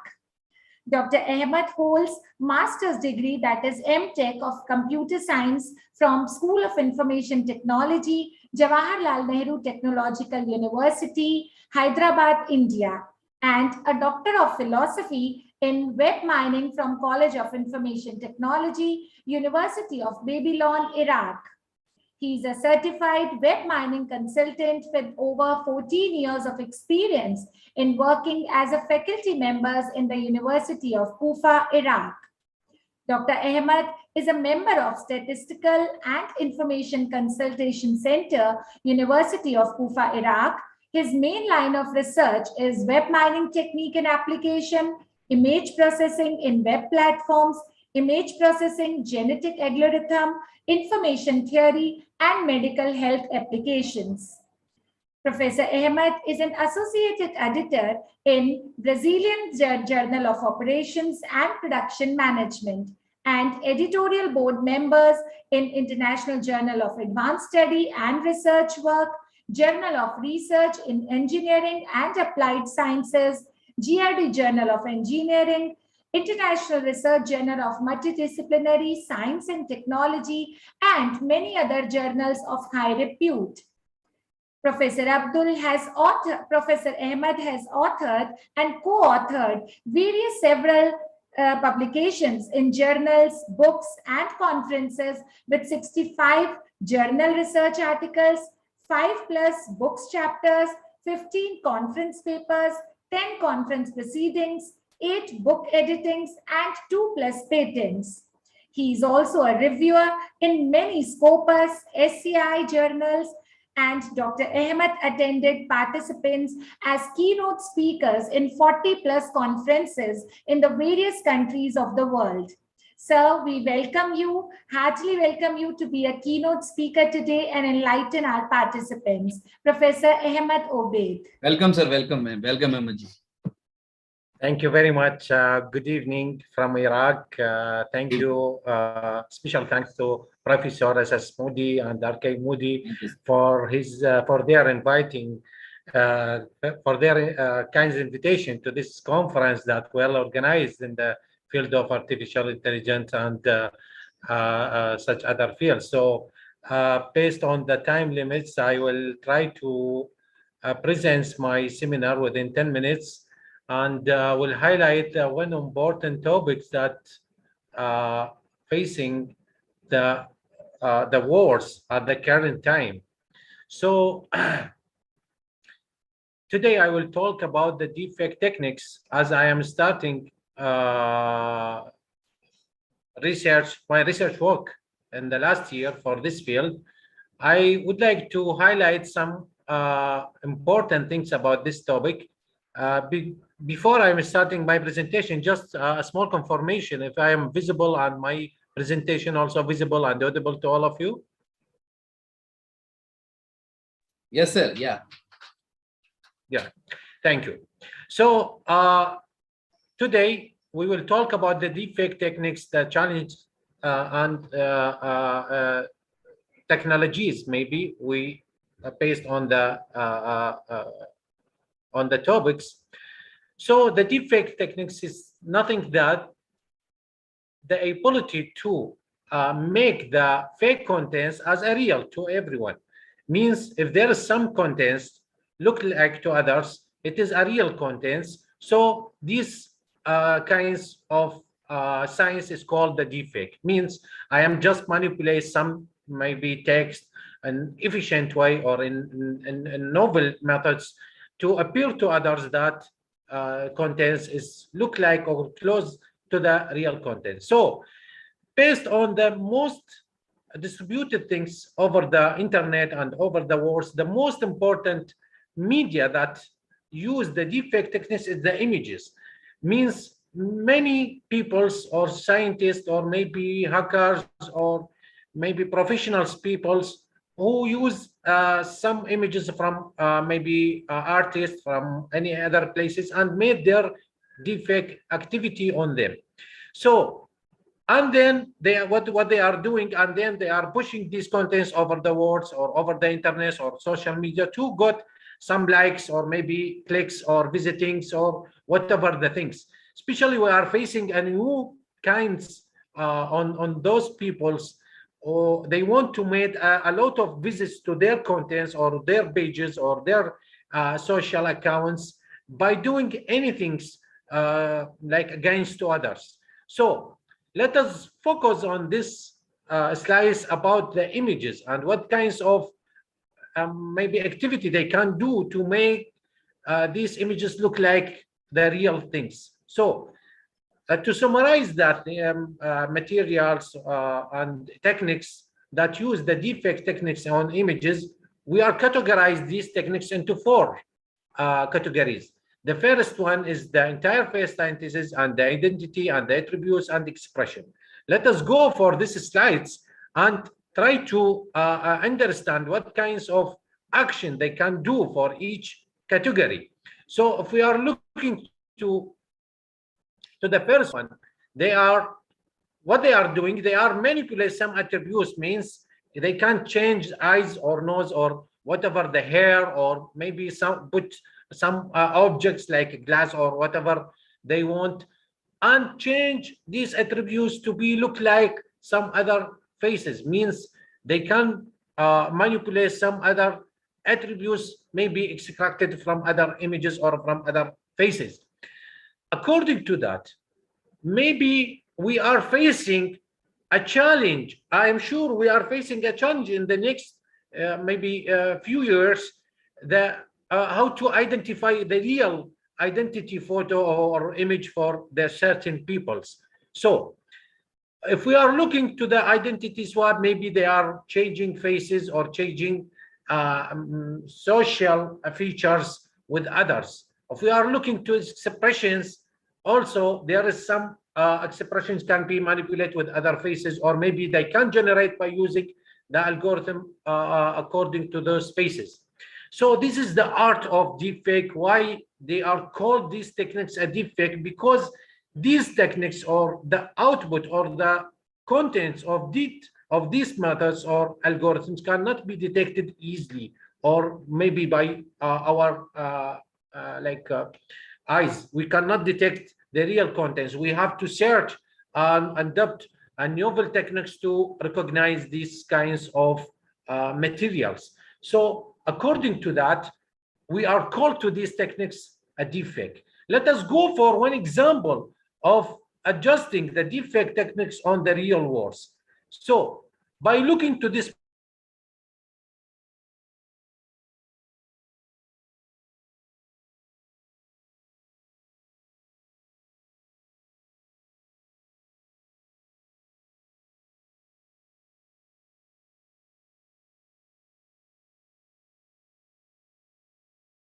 Hello, sorry. Yes, sir. No problem. No problem, sir. Please continue. Yeah. Okay. So let us go to this slides. I'm sorry because of the internet connection. Okay. Now it's visible to all of you? Yes, sir. Okay. Thank you. So let us go for these kinds of activity that use the deepfake techniques and how they are manipulate on the features of our faces by selecting here the one actress from Hollywood. Here, without looking to the tag on each image, we cannot recognize which one is the real and which one is fake. But we are really shocked after seeing that this photo or this image was a real image, and this one it was a fake or deepfake. Sorry, deepfake means the fake we can recognize the fake contents maybe by our eyes, or maybe we can at least we can just give a decision. These things maybe is not real, but deepfake, we cannot recognize them easily. We cannot recognize the contents at the first time. So let us go for the one algorithms. Also, it's mostly used, and or maybe so many videos over the YouTube, how they are changed the expressions of each pen and generate a new images or a new photos that belongs to certain person without doing that expressions. So here they are using another kinds of techniques. It's called the face swapping. I think many hackers or many plain peoples over the social media, they are changing their faces with other actors from Hollywood or Bollywood or some other maybe persons, and they are for just got some interest visiting or maybe likes from their committee. So, but there are some kinds of swapping. It will be very dangerous to others. Why? Because we cannot recognize if that face is really belongs to that person's or maybe belongs to others. I think most of you, they are facing this kinds of challenge. Why? Because maybe if you are looking to your friends, why we cannot recognize if he's real visiting that place or wear that clothes or maybe doing that action. But you please think about your family, your friends, your kids, what they are facing in the future of so many people's, bad peoples, they are using these kinds of techniques and maybe doing bad things about the committee materials or photos. Let us go for another things here. I think here also we cannot able to imagine that these faces maybe is real or fake. You just look into the resolution that on these faces, you cannot recognize them easily, which one is fake and which one is real face or real wear. So here also an example based on the defect. So I think most of the peoples of most of the scientists, they are facing a very strong challenge to recognize if these faces maybe are real or fake faces. So they have to adopt maybe image processing techniques or whatever image analysis techniques to recognize these faces. But after we are knowing that faces is generated by the NVIDIA using the GAN algorithm. So, and it was generated at 2019. So let us go for another kinds, the second category of deepfake. I think most of us, they are facing a lot of news over the social media, maybe TVs, or maybe they are watching some news and so many channels, and they cannot recognize if that video or of that news, it was real or not. There is no control about this news or about these contents. How we understand if this contents is real or not. Now, if I am talking about some persons or there is some news about certain persons or certain country that it is not, do not meet your wishing, so you will start hate that country or maybe hate that persons, or you believe that person is bad or that country is bad. So how about the other news? Maybe they destroy the correlation or relations among the countries, among the communities, among the peoples by pushing like a defect contents. They are duplicate a very origin TV or very origin channel and pushing their defect news. So also in other social media like Facebook, Twitter, or WhatsApp, or whatever the things, Instagram, they are pushing a lot of contents, but let us say 50%, at least 50% of this content is not real contents. Maybe they are using the defect techniques and they are pushing their news there to just getting their like attentions or visitings or whatever their maybe wish. So let us go for the COVID-19 news. Mostly of these news destroy many people around the world. Why so many news talking about the vaccines, which vaccines is safe and which vaccine is dangerous? so many news produced about this, especially about this topic. Maybe if you are watching some news about it, this vaccine is not good, you will not take that vaccine. About this medicine, you will not take that medicine. But you like doing your verification about this news, if it is real or not. Maybe there are some fighting among these companies, and so many companies, maybe they are doing fake news or deep fake news about certain company to just destroy the materials or doing destroy their products. Maybe if we are thinking about the other technology or other devices, maybe or other maybe any other things, the companies they are using, many companies they are using deepfake techniques to fighting others without knowing the other people's. It's called the deep or black contents, or let us say black materials, because we cannot recognize if these materials or contents or news or whatever that content, it was real or not, because of the deepfake challenge or deepfake techniques. Because the deepfake is doing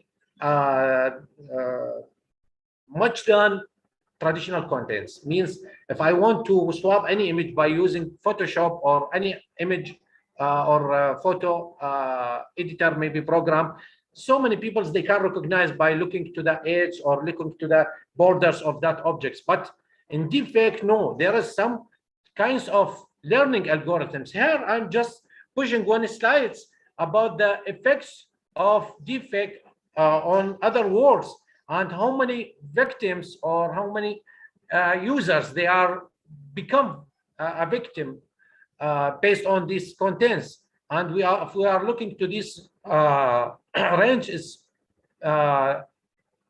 it's refers to millions of users. Here maybe 40% of the USA committee affects by these kinds of techniques and the source of this information below. So let us go for our algorithm here.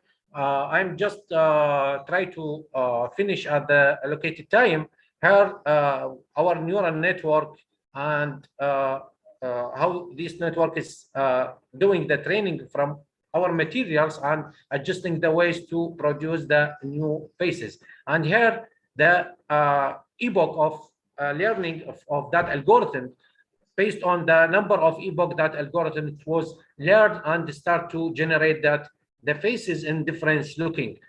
If we are learning our algorithm much than traditional way, so we can extract very good results based on the previous slides in, for NVIDIA that generate a new faces that maybe collected the features from lot of images. So from there, from where those companies got the images, actually the GAN is used so many data sets that collected from some applications like face swap applications, which are distributed over the social media. If you are install and push your or maybe make a screenshot of your photo and push that photo on some, actually that companies what they are doing, they are capture your face and just training their algorithm to be much better than previous edition. So these kinds of actions and this research work is got very interest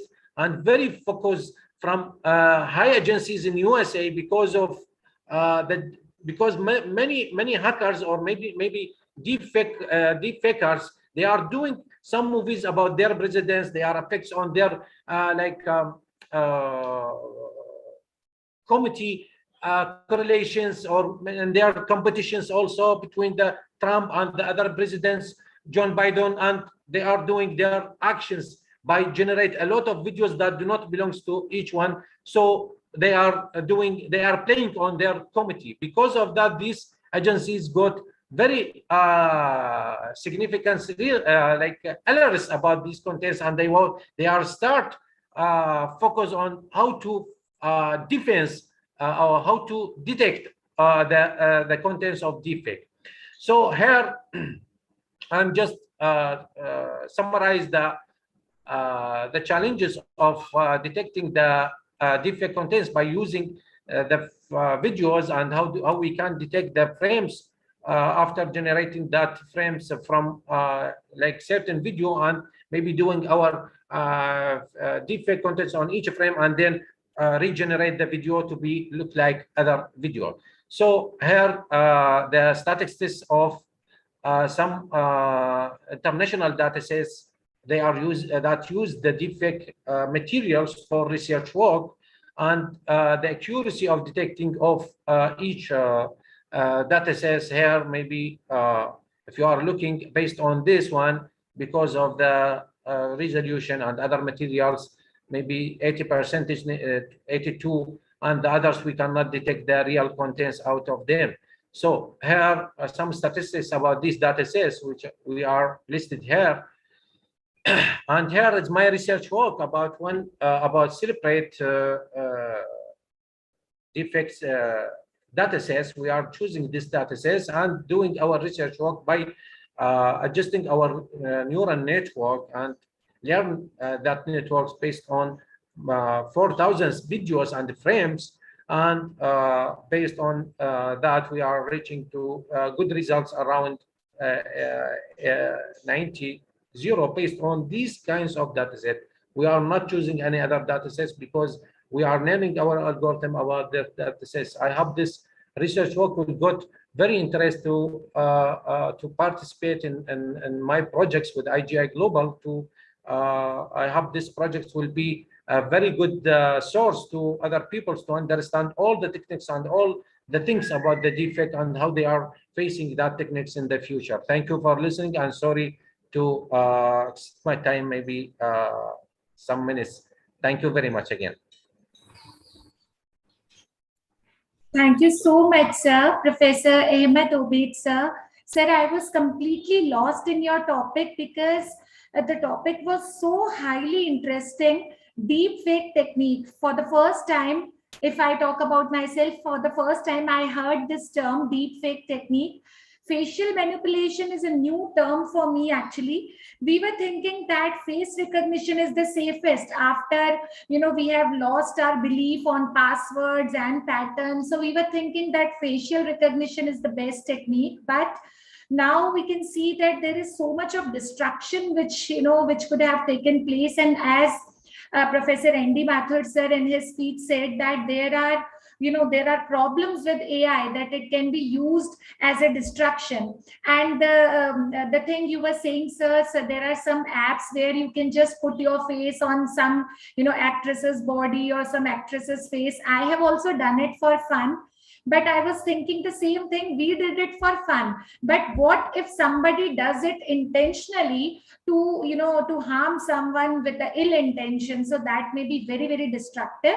So this is a very, very interesting topic. And thank you for throwing light on this topic. This is a real topic of research, sir. Thank you so much, Professor Ahmed Obaid, sir, once again, for accepting our invitation as a keynote speaker and enlightening all the participants with such a wonderful topic.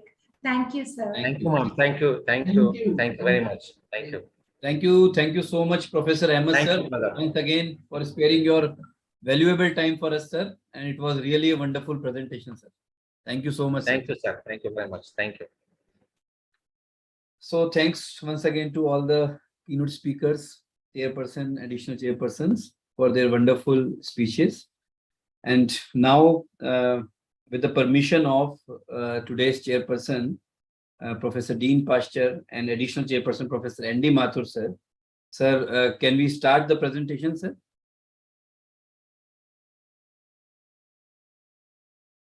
Mathur, sir, can we start the presentations?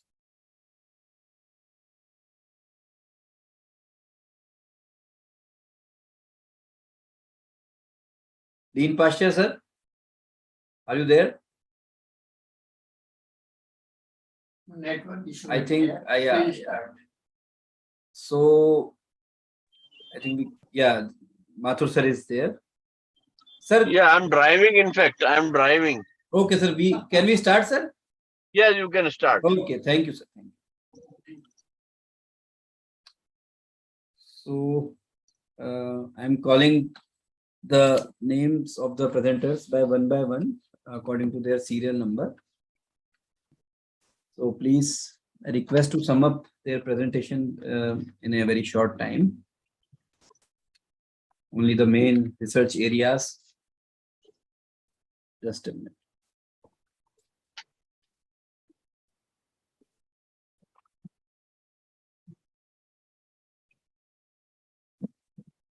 So serial number 1, Dr. G. Yashoda, Assistant Professor, Department of Commerce from Tamil Nadu.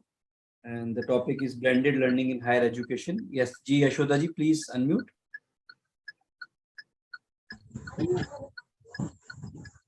Good evening, sir.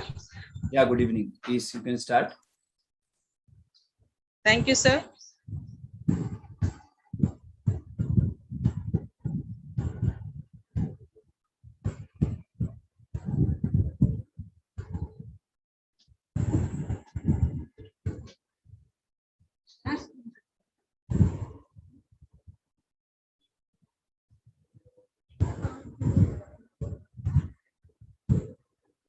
Yeah, Yashoda ji, are you? Yashoda ji? Yes, sir. Yeah, are you starting your presentation or? Yes, sir. I'm trying to share the screen, sir. Yeah, you can share. You can share. Please, you can share. Click on the share screen. You can share.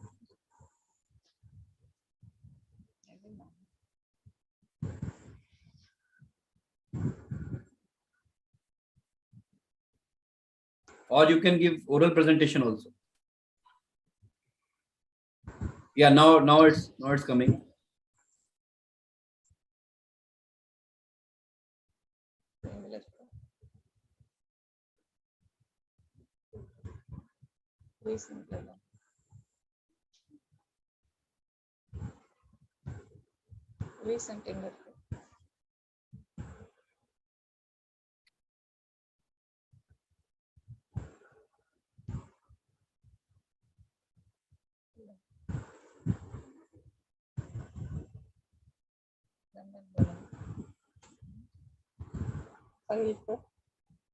Yashoda ji, can we move to the next presenter? You will try again. You can try again. I'm ready, sir. Okay.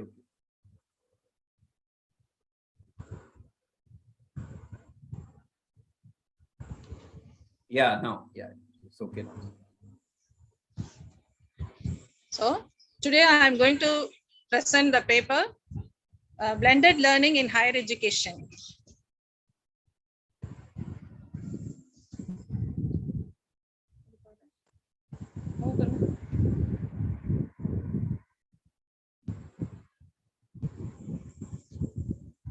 Sorry for disturbance, sir. So in the 21st century, blended learning is a very, very important mode, especially in higher education, such as universities, colleges, and even schools, has started to apply this approach in their respective subjects. Blended learning has been considered an effective approach of delivering learning content as it is simple and flexible. So it is not a new technology, but rather a combination of two existing technology in learning. So the aim of the study was to identify students' interest towards the blended learning and satisfaction levels in different cluster groups in Trichinopalli. The questionnaire was distributed to the students through online survey technique, was used to gather data about the interest of students towards blended learning. Descriptive statistics and cluster analysis were used to test the number of groups. Results, it's based on the K-mean and hierarchical clustering. 3 cluster groups were identified. Cluster 1, moderate learner, that is for 40.2%. Cluster 2, good learner, 13.4%, and cluster 3, excellent learner, 4.6%. Sample techniques. Here I am using non-random sample techniques are used in this study. The key purpose of this research study was to find the general interest of students towards blended learning with the course design, learning experience, and personal factors. The next step is the motivational factors. That is attention, confidence, relevance, and satisfaction of the same group of respondents. I also conducted pilot study, and online survey technique was used to gather data about the interest of students towards blended learning. In this pilot study, a survey was administered to 20 students. Appropriate revisions were made based on their comments and suggestions. Necessary modifications were made based on their ideas and feedback. Data was analyzed using SPSS version, and descriptive statistics were used to describe sample demographic. Cluster analysis was used to test the number of groups that could be formed within the students group. Here the main question is blended learning creating students' interest and or are students motivated with this blended learning, or students satisfied with using blended learning? This is conceptual framework. So I have framed this according to students' interest and student motivation. Student interest is nothing but course design, learning, experience, and personal factors. Here I am using a Keller model, that is ARCS, attention, relevance, confidence, and satisfaction. This model describes strategies for stimulating and sustaining motivation in each of the 4 categories, a systematic process of motivational design. In this study, the demographic frequency is, the sample of the study include 291 higher education students. In that, 119 female and 172 male participants. The participants include 197, that is 67.7%, were from your rural areas. The 94, that is 32.3% from an urban areas, and 243, 83.5% were in Bachelor of Arts education program and others. 48, that is 18.5% were in the Bachelor of Science education program. The majority, 189, that is 64.9% of the respondents are used Google Meet as digital learning app. I conducted a reliability test. Among the independent variables, factors attained the highest Cronbach alpha value with 0.995 is course design, while personal factors achieve the lowest value, which is 0.964. So in this, alpha values are more than 0.96. It indicates that all the values are having high reliability and good internal item consistency in the scale. Overall reliability for this study have been calculated and found to be 0.998, which is close to 1, and hence considered for good level for further analysis of the data. Thus, the data collected is highly reliable. So in this cluster analysis, the cluster profiles based on the K-mean and hierarchical clustering, 3 cluster groups are identified. That is, cluster 1 is moderate, cluster 2 good learners, and cluster 3 excellent learners. In cluster 1, the first profile is moderate learner. The majority of this group consists of female students with 98.3%, as well as 92.9% of the students are belonging to the age group of 17 to 19 years. Majority of the students are from arts program with 41.5% studying first year, and they have came from rural areas, 59.4%. In cluster 2, good learners, 21.5% of students are male and only 1.7% of students are female. 26.5% of students are belonging to the age group of 19 to 21 years. 0.8% of students belongs to arts program, and with 77.1% of students belong to science program, studying 1.5% second year and 33.3% are studying third year. And they have came from urban areas, that is 41.5%. In cluster 3, excellent learner, the majority of this group consists of male students with 78.5%, as well as 73.5% of students are belonging to the age group of 19 to 21 years. Majority of the students are from arts program with 51.0%.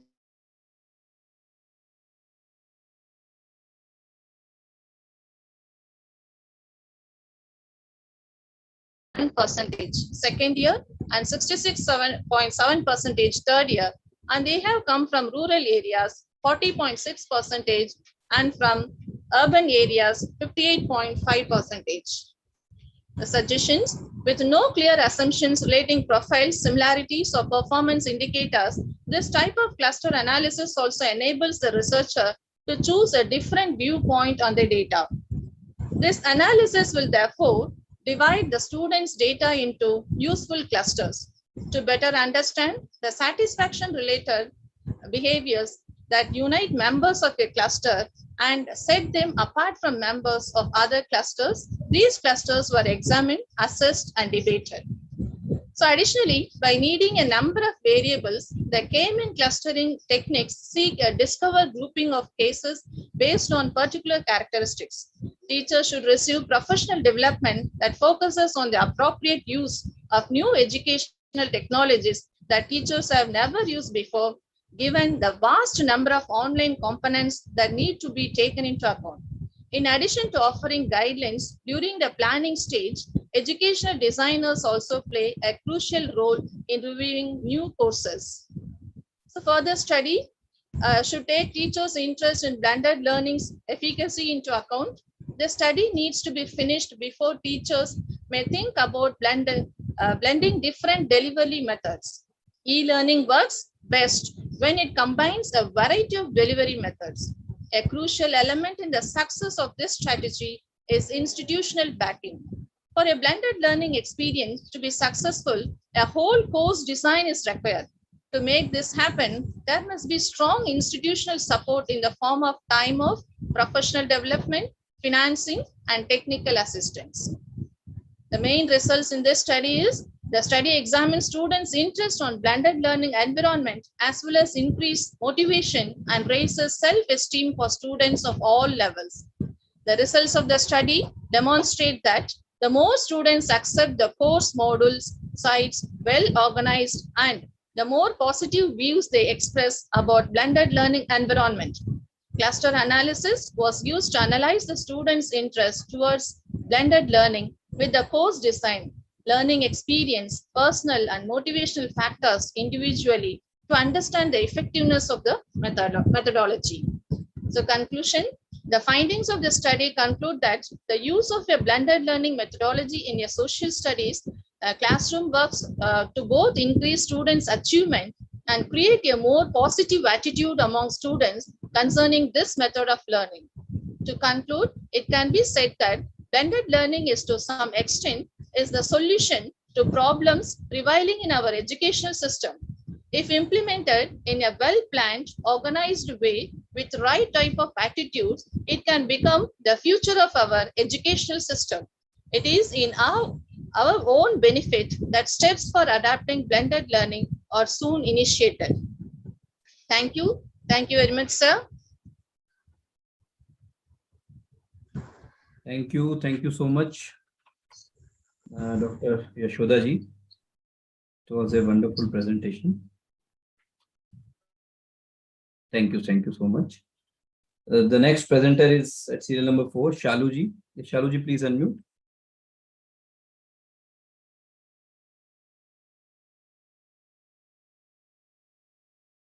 Shalu ji, please unmute. Yeah. Very warm good evening to one and all. I am Shalu, a research scholar pursuing PhD under the guidance of Dr. Anupriya Pandey, IGNOU, New Delhi. Today I am presenting with you the research paper on the title Adoption of Electric Vehicles Amongst Indian Consumers, a Literature Review. So as we all know, environmental concern is a problem that is affecting everyone throughout the world. As per Health Effects Institute state of Global Air Initiative, Delhi is the world's most polluted city in terms of annual average population weighted PM 2.5 concentrations, as per the study of Gandia 2022. People are becoming aware of deteriorating environmental conditions globally. To counteract the effect of fossil fuel pollution and address environmental issues, electric vehicles are strongly advocated around the world. EVs are cars that are powered entirely or partially by electricity. Electric vehicles use an electric motor instead of internal combustion engine. Electric vehicles produce little or no air and noise pollution and also reduce the dependence on fossil fuels. The use of electric vehicles is rising globally.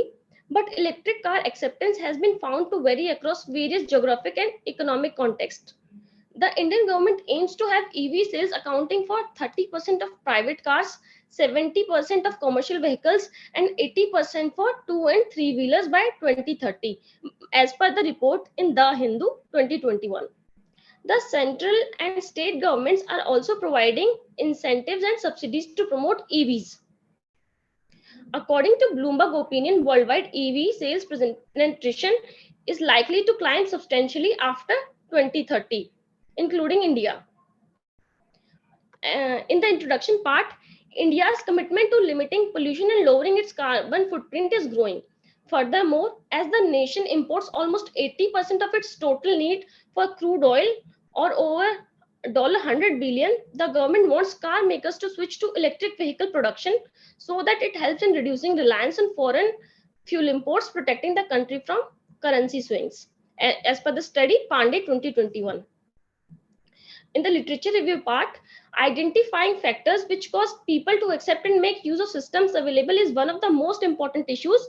Different authors use different factors to measure user behavior and acceptance. Many theories have been proposed by different researchers for studying innovation adoption, which in the studies electric vehicles. The most popular methods for assessing the acceptability of an innovation are TPB, TAM, and UTOT. Davies proposed the technology acceptance model to explain the potential user's behavior intention to use an innovation, and it is one of the most widely used, powerful, and robust model, as cited in King and He 2006. In the methodology part, in this study, 32 research papers on EVs have been summarized in a tabular form to identify the factors impacting its adoption. Studies post 2012 have been analyzed. 13 Indian studies and 19 foreign studies have been reviewed.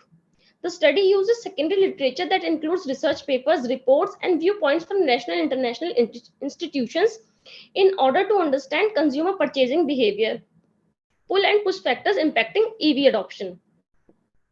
As per the conclusion made by me, electric vehicles have come out as one of the prominent solutions for the degrading environmental pollution. As per the studies, Tarei et al. 2021, Wong et al. 2019, Rezvani et al. 2015. EVs will help in curbing the environment pollution and reducing the PM 2.5 concentrations. This study has reviewed existing studies of India and abroad on purchase intention and perception of consumers for adoption of electric vehicles. The push factors in EV adoption can be classified into 5 main categories. The first one is technical barriers, technology, performance, range, reliability of supplies, etc. Infrastructural barriers, charging point shortage, low maintenance availability, lack of manufacturers, reliable electricity availability. Financial barriers like high upfront cost, resale value, total cost of ownership, and in the behavioral factors, skepticism on safety, reliability, perceived benefits, etc. are the push factors which are acting as barriers in EV adoption. In the conclusion, furthermore, various enablers that impact the adoption of EVs have been identified. According to the study findings, the most important elements impacting Indian customers' adoption of EVs are environmental concern, social influence, facilitating condition, awareness, performance, perceived economic benefit, technology enthusiasm, and EV ecosystem. According to the review of papers, Unified Theory of Acceptance and Use of Technology Model, Theory of Planned Behavior, and Technology Acceptance Model can be useful in understanding the consumer's perception and adoption intention of electric vehicles. EVs must be viewed as a need rather than a luxury or high-cost vehicle by society. As an enlightened society, people must view the long-term benefits of a clean environment, energy security, and improved health for themselves and future generations. Limitation and future directions are: the main limitation of the study was paucity of studies with respect to adoption of electric vehicles in India. More Indian studies might have further expanded the discussion and insights. Literature review suggests that the study on adoption of electric vehicles is rapidly emerging in a global context. However, in Indian context, till now, relatively less research has been done in the same field. There is lack of qualitative studies as we have found only one such research in the review. Future studies can conduct structured interviews, case study, and focus group discussions for getting useful insights from the expert and users of the EV industry. Thank you, sir.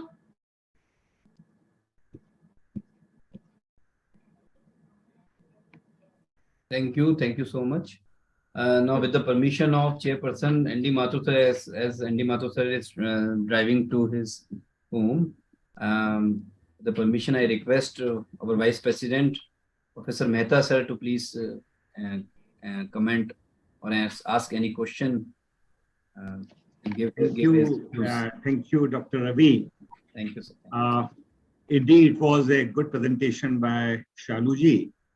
The only thing is that since it's a virtual conference, if she could have presented some visual aid also along with this, her presentation, maybe some PowerPoint presentation, perhaps it would have been better. Otherwise, it's a good presentation, no doubt about it. And she followed a very systematic approach in writing her paper.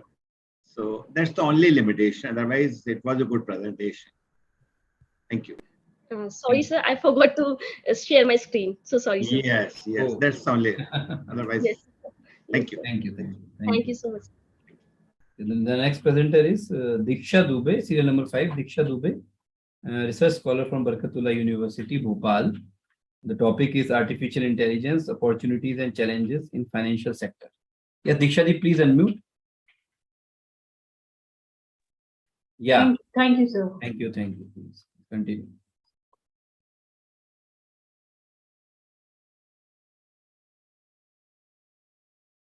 Is it visible?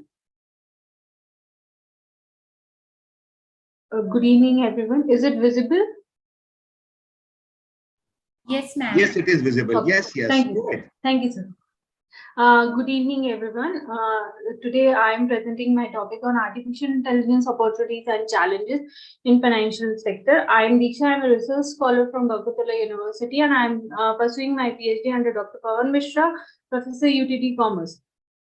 As today's topic is about artificial intelligence, let me just give a brief introduction about what is artificial intelligence. It's based on a computer science and build a smart machine learning, which help to acquire a different field. Like if we talk about the financial sector, we are getting very much benefited from this apps and machine learning processes, which help us to acquire different kind of decisions and all. Now let me move on to the topics on which we are focusing, the opportunities and challenges. As artificial intelligence come into the frame, there are lots of opportunities and challenges we are finding nowadays. Opportunities, as per that, we are getting 24/7 assistance via chatbots and different kinds of apps in every sector. But for the financial sector, it's very helpful because it reduced the human error which is occurred in loan processing. It helps us. It's cybersecurity. It helps us personalization of banking. It helps us trading. It helps us fraud detection. It helps us financial processes that help us. This table show the how much percentage is increasing day by day of uses of artificial intelligence in different sectors. And the COVID-19 was the era which again helped more to get into this field. And after COVID, more and more focus on the artificial intelligence is using that human interaction can be reduced in any such scenarios. My purpose of study is to identify this application in financial area, opportunities, challenges, and the benefits and the betterment for the financial well-beings. Now, my research is completely conceptual based, and I use the secondary data and different research paper reviews to complete my studies. Now, when I come to the feature of AI, there are lots of features are represented on the screen, but I will focus on the main points that as the risk assistant. When we talk about the risk assistant, yes, AI help in the risk assistant in many areas. In financial sector, if you are finding any difficulty in making decision, providing loans, and in a fraud detection, AI apps of AI are helping to find out these things. Now, financial trading, yes, the different tools, ANN, MACD, are used in a financial trading, which gives us a future prediction on which we can hold, sell, or buy the stocks on the basis of the different tools, AI-based tools, to find the decisions, then prevent the cyber attacks. So many times, yes, AI helps us to prevent this cyber attack, to manage the to find out the pattern, to detect this. Enabling 24/7 customer interaction after COVID-19, people want more and more immediate responses from the bank side. So this 24/7 customer interaction chatbots help us to analyze the things, that how customers are behaving. Financial advisory, the people's pattern of their investment decisions, their buying pattern, are help us to help them to do the financial investment in a different sector. Better prediction of predict and assess the loan risk. If we are providing, if banks are providing loan, to predict that repaying of loan or not, credit scores are helpful in that, and credit scores are automatically calculated via AI-based tools and machine learning. Now, reduce false and positive human error. Sometimes we find the human error while doing it manually. So AI-based techniques are helping us to reduce the human error. Then reducing the need of repetitive work and process automation. Process automation tools help us to do the work again and again. So the entire process is helping us to do to reduce this repetitive work. It also saves the money. If we use the digital employees, it is a flexible solution. It is a flexible solution to automate the varying tasks. The customer need customer support, credit application, and the debit data collection. It is automatically help via AI-based tools. So it reduced the new employee findings, giving them a job to do this, and the 24/7 availability of the chatbot and the AI-based techniques help us to do a better in that particular field. Any task, ability to execute any task of any length, if a build task or something are there, AI-based tool can easily open that. So these are the opportunities in a various sector. I represented it through a graph. I already explained this, how personal banking, stock market predictions, trading, and risk management are done via already folks. JP Morgan are using the risk management tools in this different area to reduce the risks. Now, the challenges we are facing, already in the previous presentation, it was already explained that there are so many challenges while we are using AI. The face recognition, which is explained by Sir, is already over there. So yes, there are challenges like security compliances, localization, transparency, soil data are also there, but we can overcome that as the techniques are increasing in the field of finance. Yes, techniques of cyber attacks are also increasing. So to reduce that, there are some points to be which are helpful to that. Yes.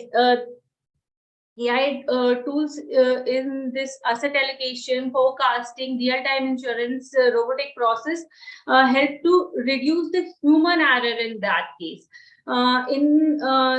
security and compliance, data protection is a main point which we have to look forward that. Then offshore data set, different. If we localize that particular thing in a particular language, culture, and demographic area, yes, we can reduce the risk in that particular field. Transparency, yes, AI model provide accurate prediction. So the transparency and expandability is increases, and the access of the past data also can help us to reduce the reduce this cyber attacks or false informations. Then one main key which help in AI and finance is the blockchain or a data pipeline, which help us to go back to the previous data and find out what are the patterns which were followed up 50 years back or 60 years back. So we can easily predict the pattern for the coming generation, how we can analyze that particular data in this particular field. Now, the main responses over here, the team which is collecting data should be correctly collected, so we can easily predict the future points. Now, yes, my research also having some limitation that I did. It's based on the literature reviews. I found 14 out of 1 literature review based on the primary. Other rest of the secondary. So we collected the data from different websites and the literature reviews. Only journal articles I review for this literature paper. An element publication based on the rule of SLR only applies to synthesize and what contains the selected study. It also limits the data collected from secondary sources in order to understand the opportunities and challenges of AI in the financial sectors. Now I found so many things that AI, according to Business Insider, artificial intelligence applications will save the bank financial institution $44 million by 2023. These are the future production. Already, Forbes said 70% of financial firms are using machine learning to predict the cash flow and the adjust credit score to detect frauds. Mani Nagar Sundaram, the Senior Vice President of SEL Tech, explained that after COVID-19, the even faster pace of customer response are increasing. So AI is helping in that particular field. JP Morgan is successfully leveraging robotic process automation to perform tasks such as data extraction, communication, and customer regulation. And BSE is also developed a data analytics solution to reduce the risk and to reduce the risk of frauds. And the market manipulation or hedging technique can be decreased by this data analytics solutions. The suggestion are creating quick but informative customized survey, collecting review, providing personal summary, fixing small issues and negatively impact user experience. And thank you. Now let's stop sharing. If any questions are welcome. Just one question to you, that you have given one table in the beginning of your research paper. Yes, sir. But you didn't mention the source of that data that you have gathered. As you said, so the first table. Sir, statistica.com. The first table of your research paper, which that IE and the service, the first table. Yeah, 1 minute. So you should have mentioned the source of the data also. Yes, sir. One. Yes. In the beginning. Here. Yes. What is this? So, yes. So with the. I'm extremely sorry. I did not mention over here. Statistics.com. I use it. I mentioned in my research paper. Since your study is based on secondary data, so you should have mentioned about the source of your data also. It's very much required, because unless you mention the source, the table doesn't, or this chart doesn't become authentic. Otherwise, okay. Next sorry, time, sir. Next time I'll take care of this. Yes, please. Thank you. Dr. Ravi, next paper, please. Yes, sir. Yeah. The next presenter is Anita Kumawaji.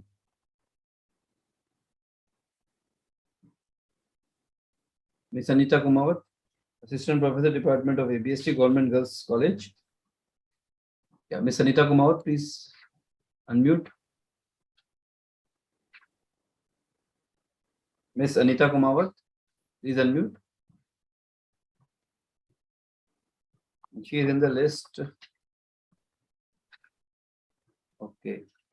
Yeah, if anyone left is ready with his or her presentation, they can write their serial number in the chat box. I will invite them. Next presenter is Dr. P.S. Rai Chaudhary. Yes, Dr. P.S., please unmute.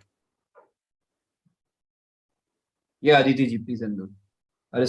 His scholar, Aditi, is going to give the presentation. Please unmute, Aditi ji. Yes, sir. Good evening, everyone. I'm Aditi. I'm a PhD scholar. My supervisor is Dr. P.S. Rai Chaudhary. He's an assistant professor in School of Management and Business Study, Jamia Hamdard, Amreli. Today, I'm going to talk about the study of role of social enterprises in creating awareness among children for nutrition, health, and diabetes. It's a qualitative study. He approaches based on the selective case studies. The relationship between nutrition and health is undeniably strong. The nutrition is one of the three major components that impacts child development, and other factors are genes and environment. Children need adequate nutrients to stay strong and healthy, which influence directly to their growth and immunity. Overnutrition is the form of imbalancing arising from excessive intake of nutrition, leading to the accumulation of body fat that impairs health into overweight or obesity. According to the World Health Federation, by 2030, prevalence of childhood obesity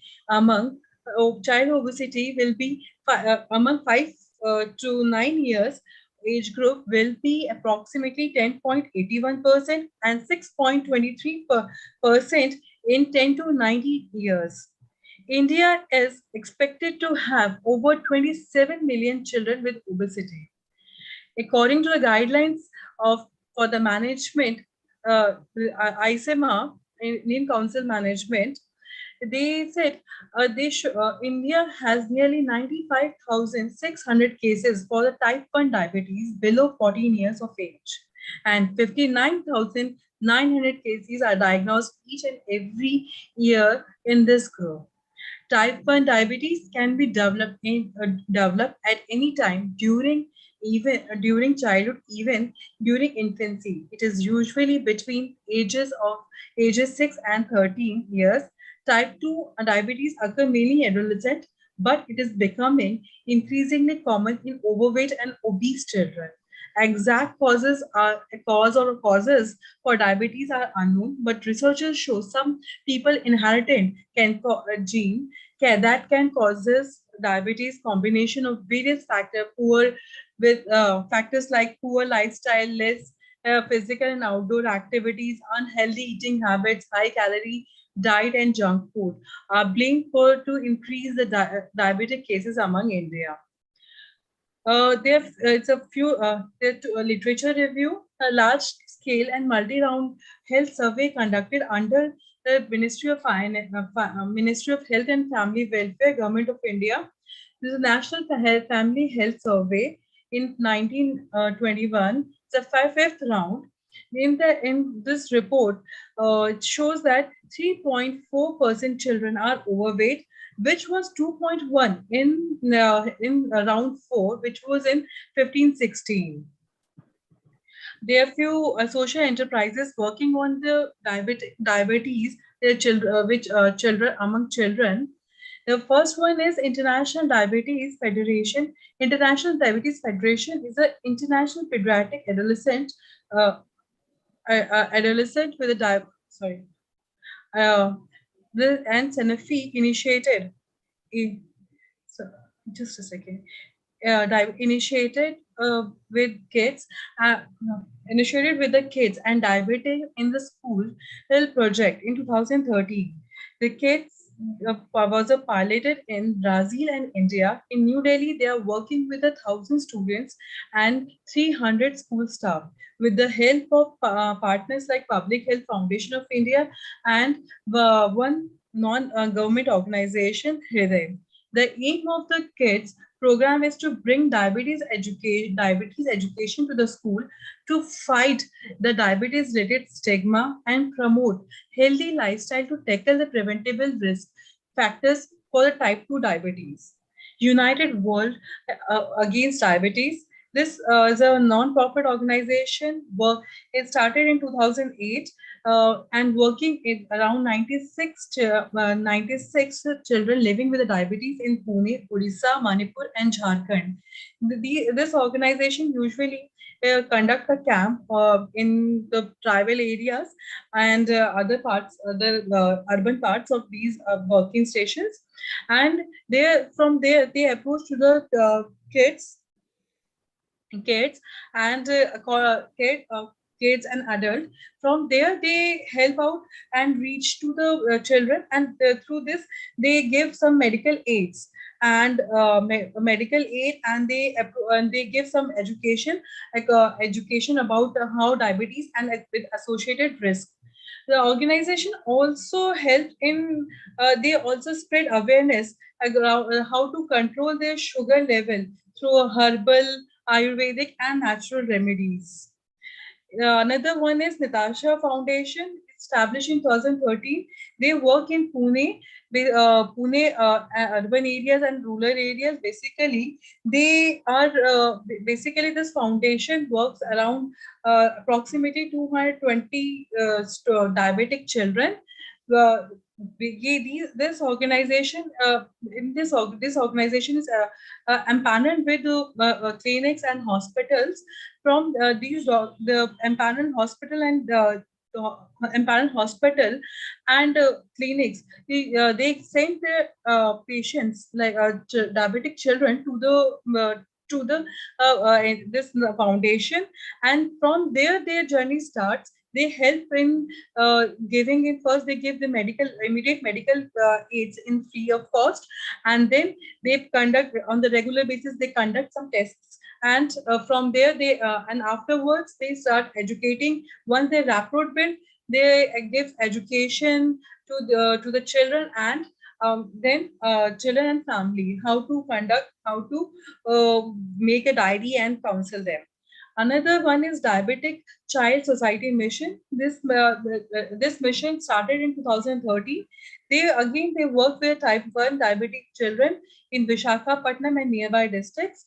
They basically organize camps to approach kids, and with the help of medical volunteers and pharmacists, till now they've conducted 22 camps.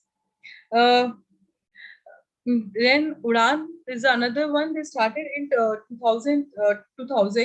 They are working in Aurangabad. They are working with the diabetic children, around 1,200. Basically, they work rural and urban parts of Aurangabad, and again they approach to the diabetic children through organizing camps, and once they are into their circle, then they provide some free medical aids, and they have one special thing which I don't find with others. They operate 24-hour helpline to support rural and urban kids for any medical concern related to diabetes and other issues. Statement of the problem is basically, according to WHO, the prevalence rate on obesity is 15%, which describe it as an exploding nightmare. Where basically the obesity, the main reason for the obesity and the diabetes is environmental influence and economic economic prosperity leads to change in the diet and modern food rich in fat and sugar. Basically, fundamental cause for the imbalanced food is calorie is not consumed and energy spent to lead a communicable disease is like non-communicable disease like diabetes. need for the research. Basically, we need there's a need. We need to identify how the social enterprises are working with the children who are living with the diabetes, and what are the issues they are facing. We try to understand and to the issues and how you are approaching to the organization, current any organization who are working with ready to work with these children, and how they are managing these organizations, these social enterprises are working, and how they are modeling their current model. They helping out, and basically, in short, how their social enterprises, they are working with they are working with diabetic children, and they are giving him their medical aid on the free of cost. So we will try to understand how the sustainability is working with medical, how they are arranging all the financial aspects. The objective of the study is to assess and prevalence of the overweight and obesity among the school-going children leads to the diabetes, and identify their determinants, examine of the importance and the management of diabetes, educating the food nutrition, and formulate the framework and implementation authorities. We have research approach. Basically, we try to. This is a qualitative research. We go through a literature review, literature through websites, journals, and any other published papers which we and relevant. We go through the guidelines of relevant ministry. Through what we find is like a report published by Abbott, the pharmaceutical company, is said that 40 to 45% people children are living under diabetes. In conclusion, I would say there's a need for there's a need for the intervention by the government, make a proper guideline in how to help out these diabetic children, and by making giving some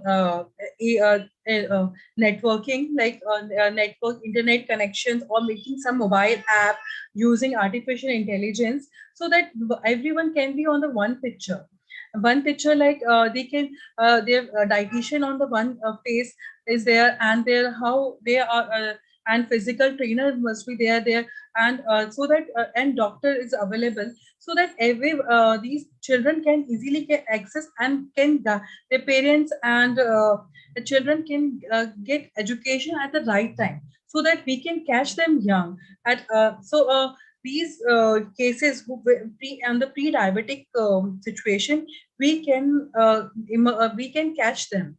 So these before becoming a diabetic situation or chronic situation. So this is me.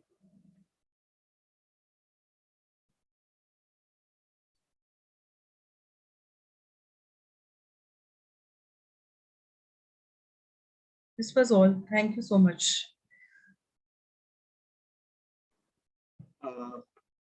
Whether you have conducted any primary study also, of course, you have collected a lot of information for research paper. So whether Sir, you have gathered certain primary data also for your research? Right now, sir, I have not take any primary data, but we are planning to do. It's only this literature reviews.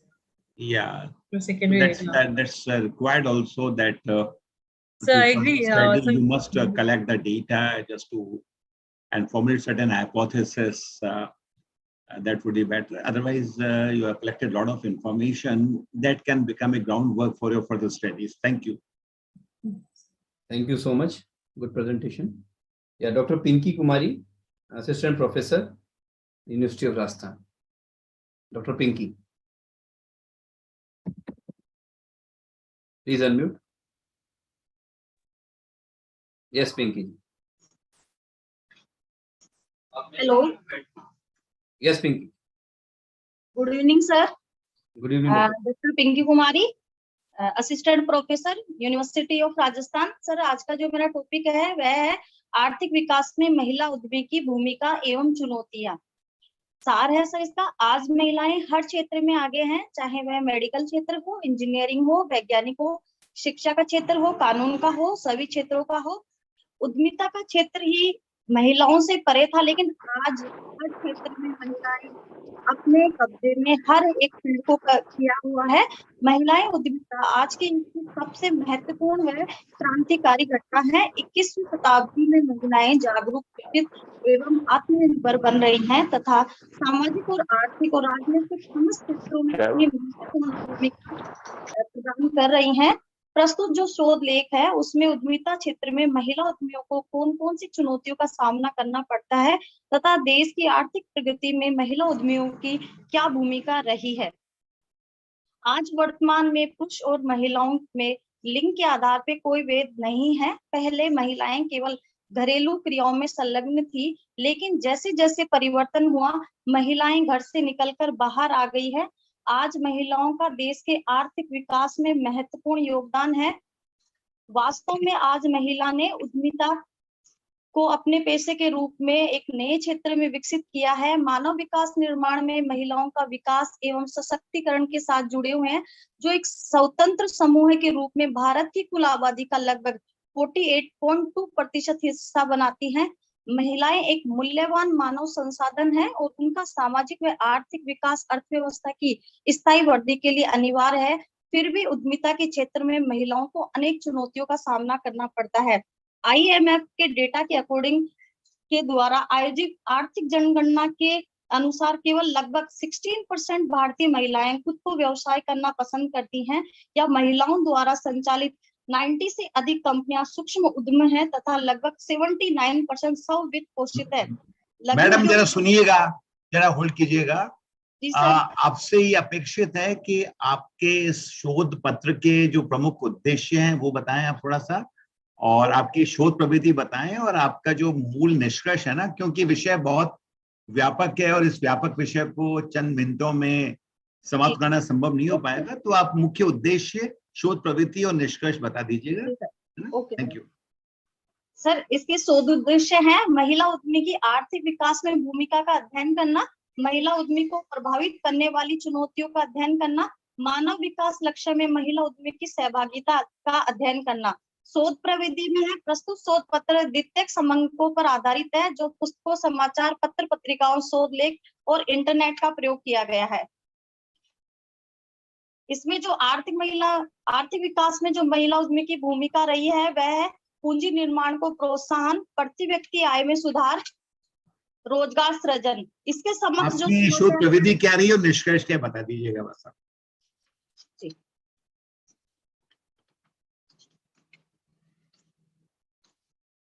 निष्कर्ष है sir, उद्यमिता किसी भी राष्ट्र में सामाजिक आर्थिक विकास की प्रक्रिया का एक आधारभूत तत्व है। उद्यमिता करने वाली महिलाओं को नजरअंदाज नहीं किया जा सकता। पूरे विश्व में उद्यमिता, विशेषकर महिला उद्यमिता को सामाजिक और संगठनीय विकास के लिए आवश्यक घटक के रूप में स्वीकार किया जा चुका है। महिलाओं में उद्यमशीलता विकास के माध्यम से जहां एक और महिलाओं को सामाजिक आर्थिक सशक्तिकरण होगा, वहीं दूसरी ओर परिवार, समाज व राष्ट्र के निर्माण में सहभागी बन सकेगी। आज उद्यमिता में महिलाओं के योगदान को देखकर लगता है कि महिलाओं ने गृहिणी के रूप से बाहर निकलकर अपनी एक अलग पहचान बनाई है, लेकिन यहाँ तक पहुंचना उद्यमी महिला के लिए आसान नहीं था। इन्होंने बहुत ही मुश्किलों का सामना किया है और आज भी कर रही है। कार्यक्रम के दृष्टिकोण एवं समाज की मानसिकता के कारण भारत में महिला उद्यमियों को कई चुनौतियों का सामना करना पड़ता है। सामाजिक मानसिकता और दृष्टिकोण में परिवर्तन कर आर्थिक स्थिति के सुधार में महिलाओं के बीच उद्यमशीलता को बढ़ावा देना महत्वपूर्ण है। महिला उद्यमियों को प्रेरित करने और उनकी सहायता के लिए हर संभव प्रयास किए जाने चाहिए। प्रशिक्षण संसाधनों की स्थापना करके महिलाओं को उचित ट्रेनिंग दिया जाना चाहिए। कार्य ज्ञान का स्तर, जोखिम उठाने की क्षमता को बढ़ाकर उनकी उन्नति कर सके। निस्संदेह महिलाओं की उद्यमियों की गुणवत्ता का उत्पादन किया जा रहा है। उद्यमशीलता के क्षेत्र में सरकार उठाए गए कार्य और कदम से केवल एक छोटा वर्ग लाभान्वित हुआ है। इसमें और अधिक करने की आवश्यकता है। महिलाओं के लिए उद्यमशीलता, जागरूकता और कौशल विकास के लिए प्रभावी कदम उठाए जाने की आवश्यकता है। Thank you sir.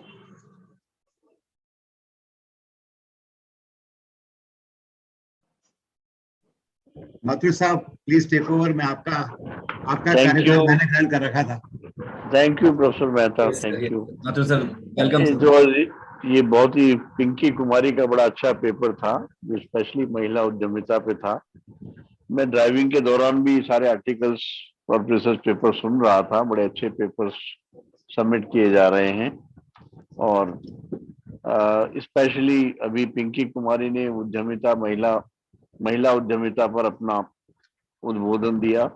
उन्होंने बात की आइडेंटिटी की, उन्होंने बात की एंटरप्रेन्योरशिप की, उन्होंने बात की कंट्रीब्यूशन महिलाओं का जो जीडीपी में है उद्यमिता को लेकर, इसकी बात की और कौशल विकास की बात की।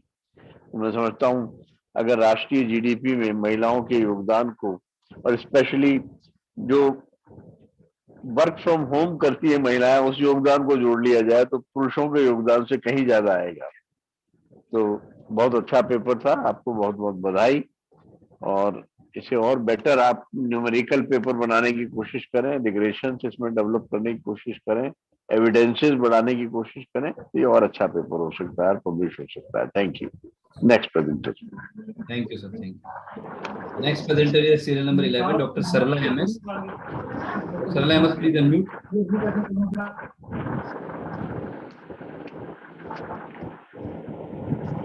Good evening, sir. Am I audible? Yeah. Thank you.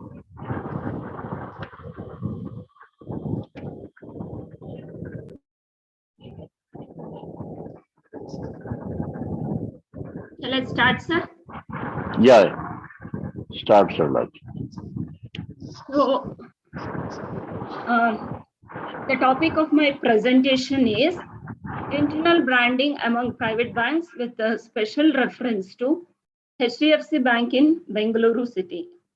So I'm Sarala MS, Assistant Professor, Department of Commerce and Management, Government First Grade College, Rajajinagar. So this is the introduction. A service brand is said to be influenced by corporate branding, internal branding, and external branding factors as revealed by the literature review.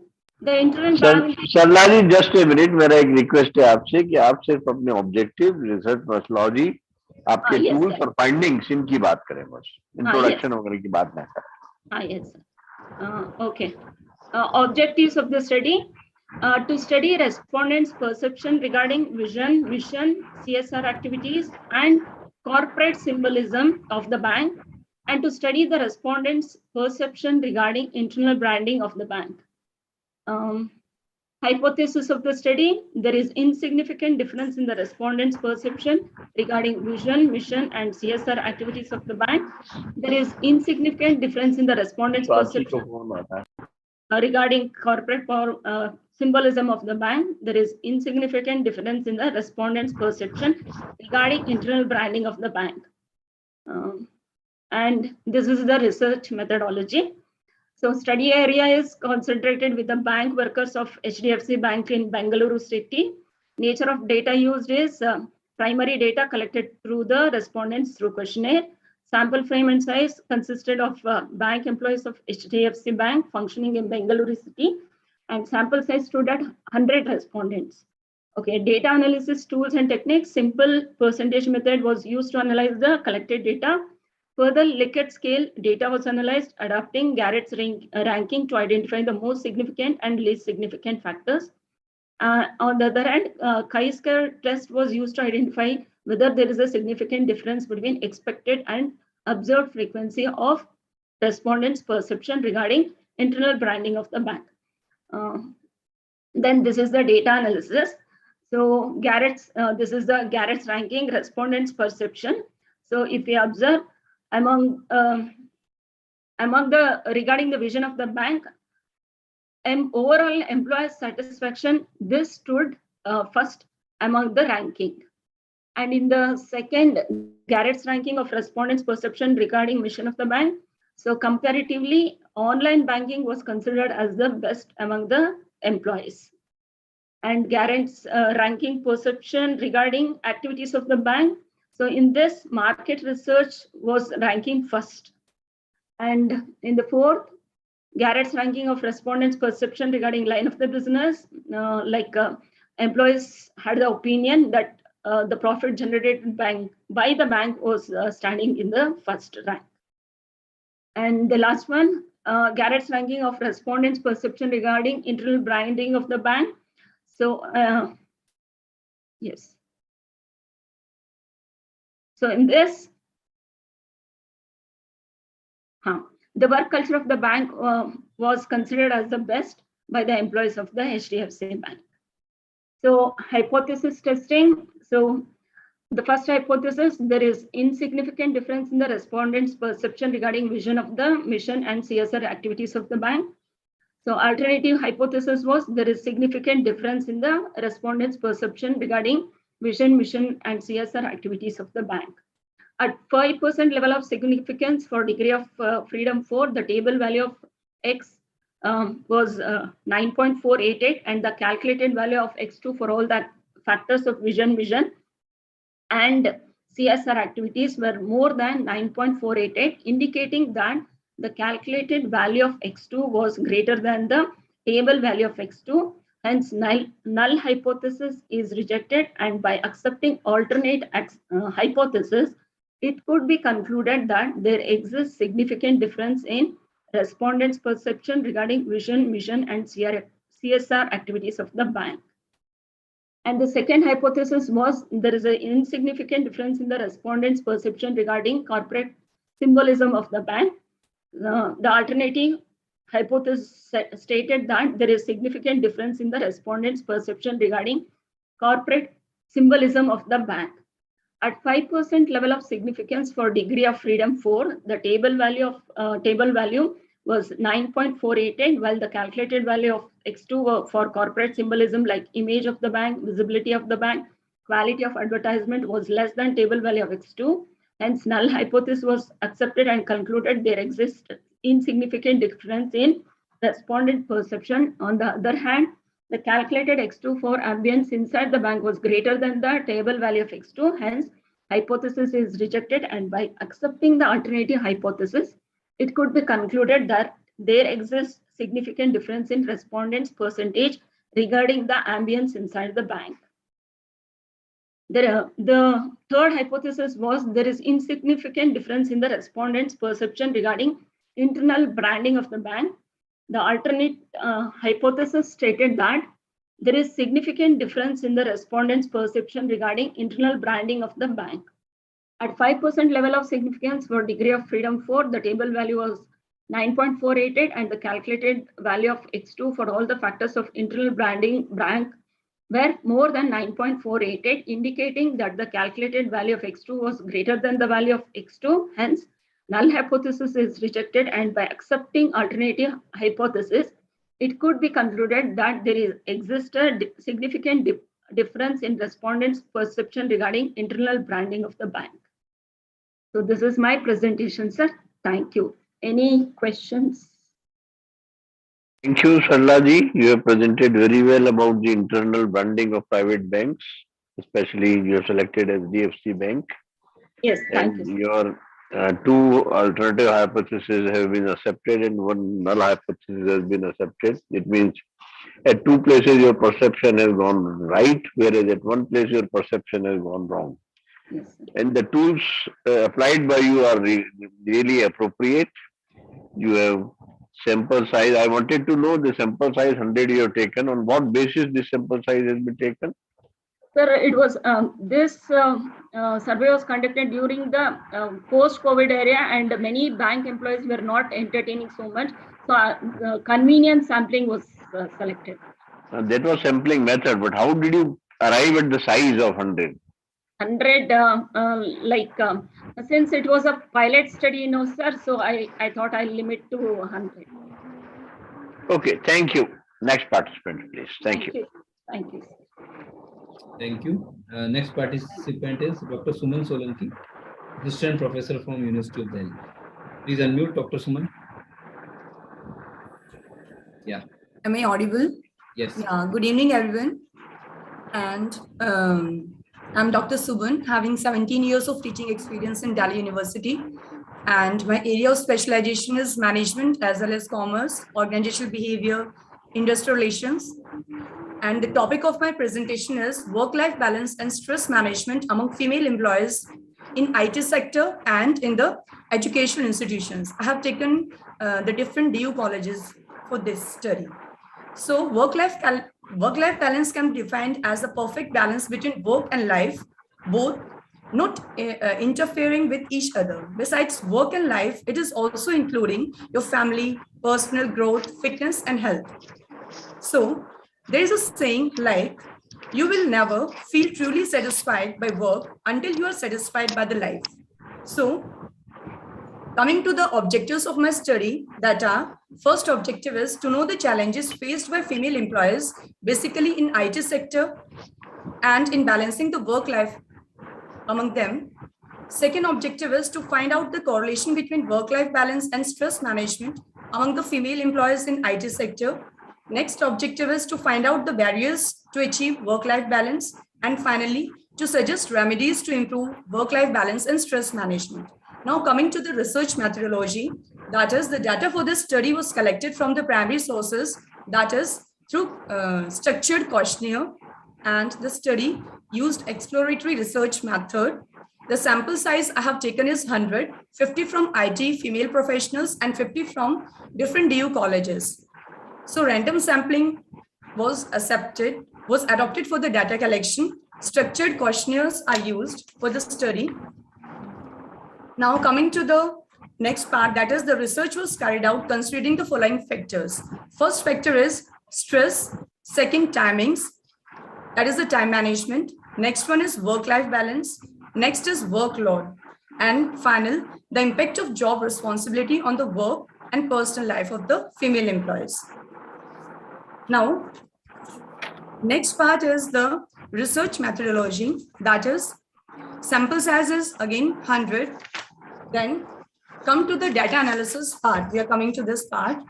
Now, we are keeping the money factor just to lead the good work-life balance. We are considering other factors. For example, first one is, I have made a comparison of the workload between the IT professionals, female IT professionals, and the female employees in different DU colleges.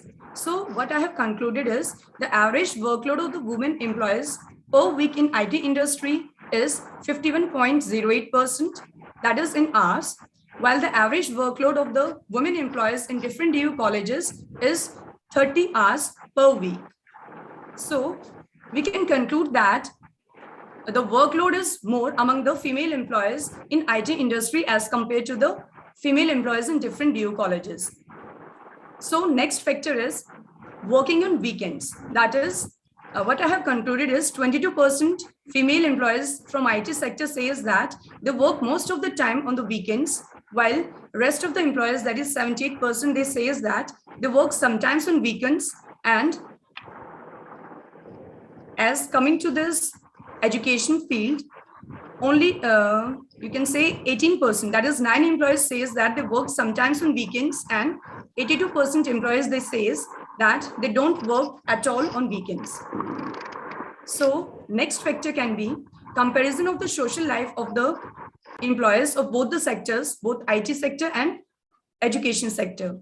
So what I have concluded is 20% of the female employees from different DU colleges, they believe that their social life is affected.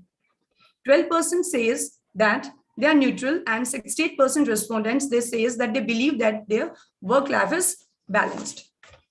Now coming to the IT sector, 50% of female employees from IT sector, they believe that their social life is affected. 16% remains neutral, and 34% says that they believe that their social life is affected adversely. So what we have concluded is, we can say that social life of the women employees in IT sector is more affected as compared to the women employees, those who are working in different DU colleges.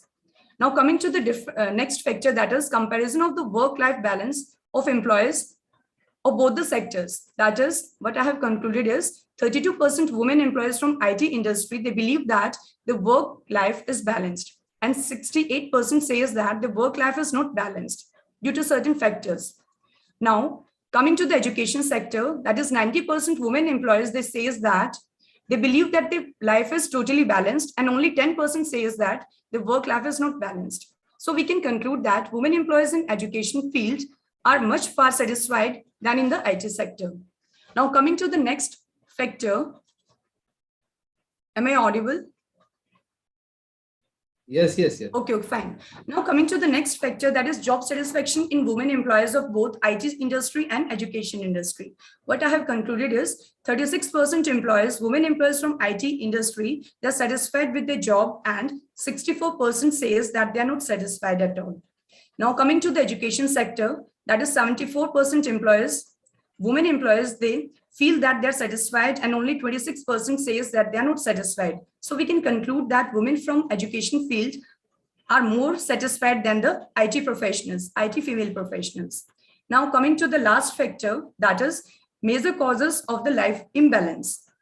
Now 60% female employees from IT field, they believe that the major causes for their life imbalance is work pressure. Basically, they are facing too much of the work pressure, and basically during the pandemic timings, they are working from their home only. Now they are going to manage their family. They are it's 24/7, you can say. Every time they're available for the working, to work to serve their organization. Now 16% female employers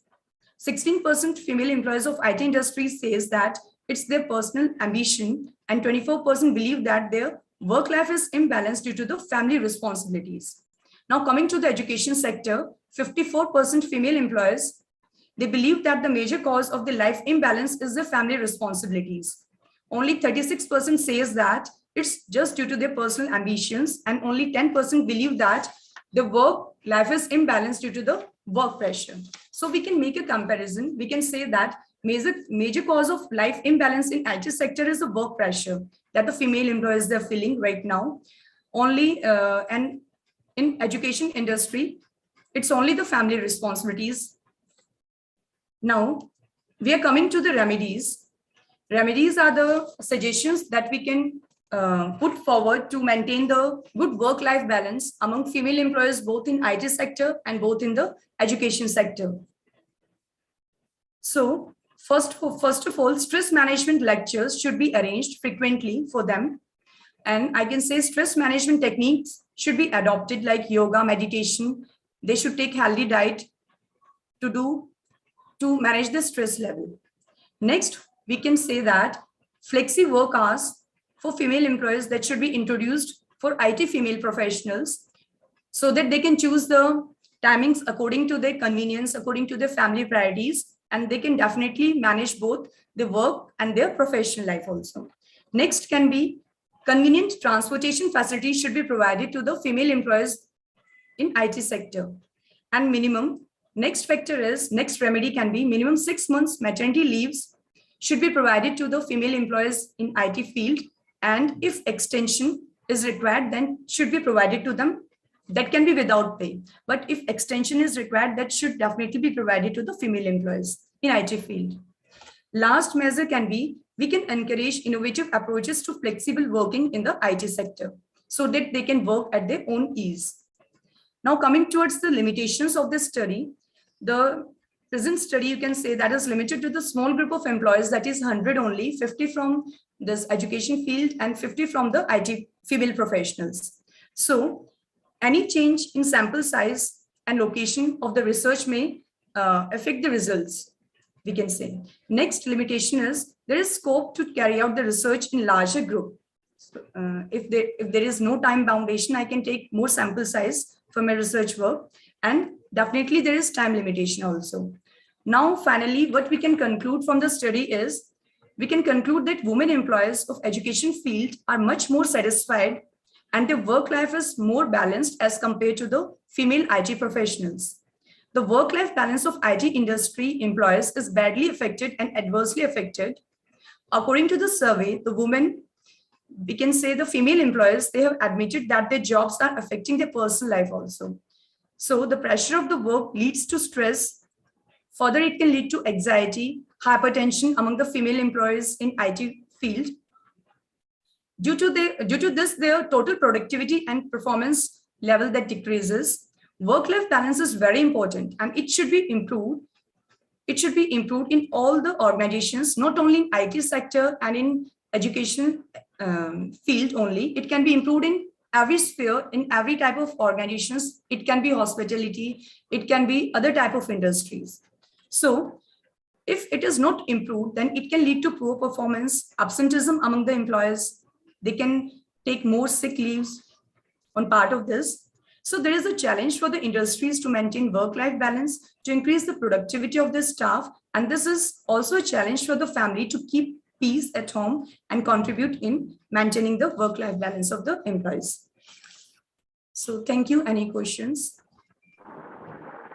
Thank you, Dr. Suman Solanki. I congratulate you for such a nice presentation. Thank you, sir. And such a nice research paper. Thank you. Even I'm also thankful to every participant for patiently hearing my presentation. Thank you for that. I would differ from you on certain counts. Okay. When you talk about IT professionals and the university professors, DU professors, yes, then definitely I agree with you that the IT people might be working more, yes, for more hours. Yes. And you have said that the teachers work for 30 hours. Yes, sir. But you are counting only that on how much hours they have been in the left side of the blackboard. But when I go to class, I go with preparation and I take 3-4 hours working in my for preparing this lecture. And when the morning lecture is there, I'm just getting up early morning or I'm preparing late night. These hours are not included. The PPT I am making at my home. These hours are not included in the 30 hours which you are counting. It's Yes, only sir. on the left side of the blackboard you are standing. That 30 hours is there. When I'm reading a journal, I'm reading it from the point of view of my students. I'm reading Economic Times. I'm reading it from the point of view of my students. And that portion and that part is not counted in the workload. Definitely, In fact, it is not the, Definitely. for teachers, it is not the workload, it is work assignment. And when it is taken as a load, he is not at all a teacher if it is a load for him. Yes, sir, Then definitely. secondly, you talk about the sample size, and you said that if I will increase the sample size, then increase in sample size may change the results. So I would like that sample size may increase. But I believe that sample should be representative. And if there is a representative sample, it doesn't matter. You go on increasing sample, make it census method. You talk everybody in your population, even then the results will not change. So if sample is representative, then any increase in sample will not bring out any change in the results. So these are, and then, but you have very rightly suggested that for IT professionals, stress management classes must be there, yoga, meditation, flexi work hours, more maternity leaves. These are the right kind of suggestions. But I don't agree with your limitations. I don't agree with especially this comparison with teachers and not including the teachers' extra work which they are. If I go with, I prepare PPT, I prepare a craft, I prepare my graph, and then this time is not included in that, in fact. Okay, sir. But it seems because teachers का स्वभाव ही ऐसा होता है कि they are happy, so it seems that their work-life balance is good, Yes, their sir, social life definitely. is good. Thank you. I congratulate you for such a nice Thank you, paper sir. on work-life balance. Thank you. Thank you very much, sir. Thank you. Thank you so much. Okay, sir. The next presenter is Prasanta Mujrai, research scholar from YJTU, Rajasthan. Prasanta ji, please unmute.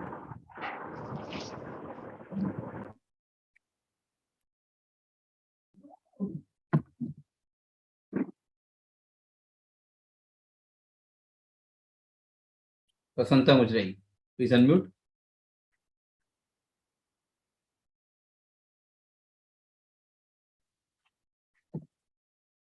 Okay, next presenter is Ms. P.K. Madhu. Yeah, please unmute, Ms. P.K. Madhu.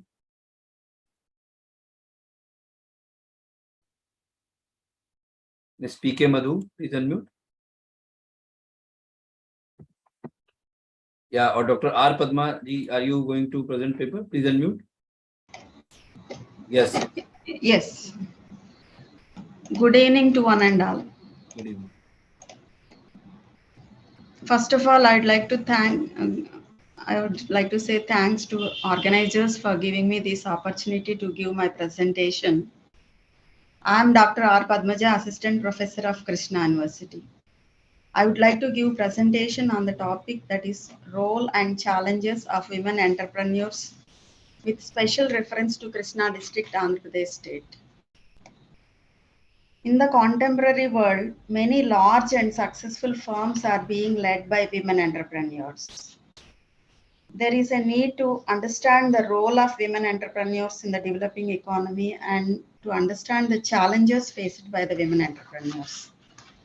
So coming to the objectives of the study, to explore the role of women entrepreneurs in Indian society, and to analyze the demographic profile of the selected women entrepreneurs in Krishna district, Andhra Pradesh, and to understand the challenges faced by the women entrepreneurs in general and particularly in Krishna district, Andhra Pradesh, and to recommend the measures to overcome the challenges faced by the women entrepreneurs. So coming to the methodology of the study, the research study spotlights on the women entrepreneurs working in both organized and unorganized sectors of Krishna district, Andhra Pradesh. Data was collected through primary and secondary sources. And the population for the study is 1,800 women entrepreneurs present in Krishna district. And out of that, the sample selected for the study is 90 women entrepreneurs. And the sampling technique that is used is convenience sampling, and a structured questionnaire is administered to these 90 women entrepreneurs. So coming to the role played by the women entrepreneurs, the women entrepreneurs play a crucial role in economic development, social development of the country by having robust financial performance, by empowering and enriching the other women to take part in their activities.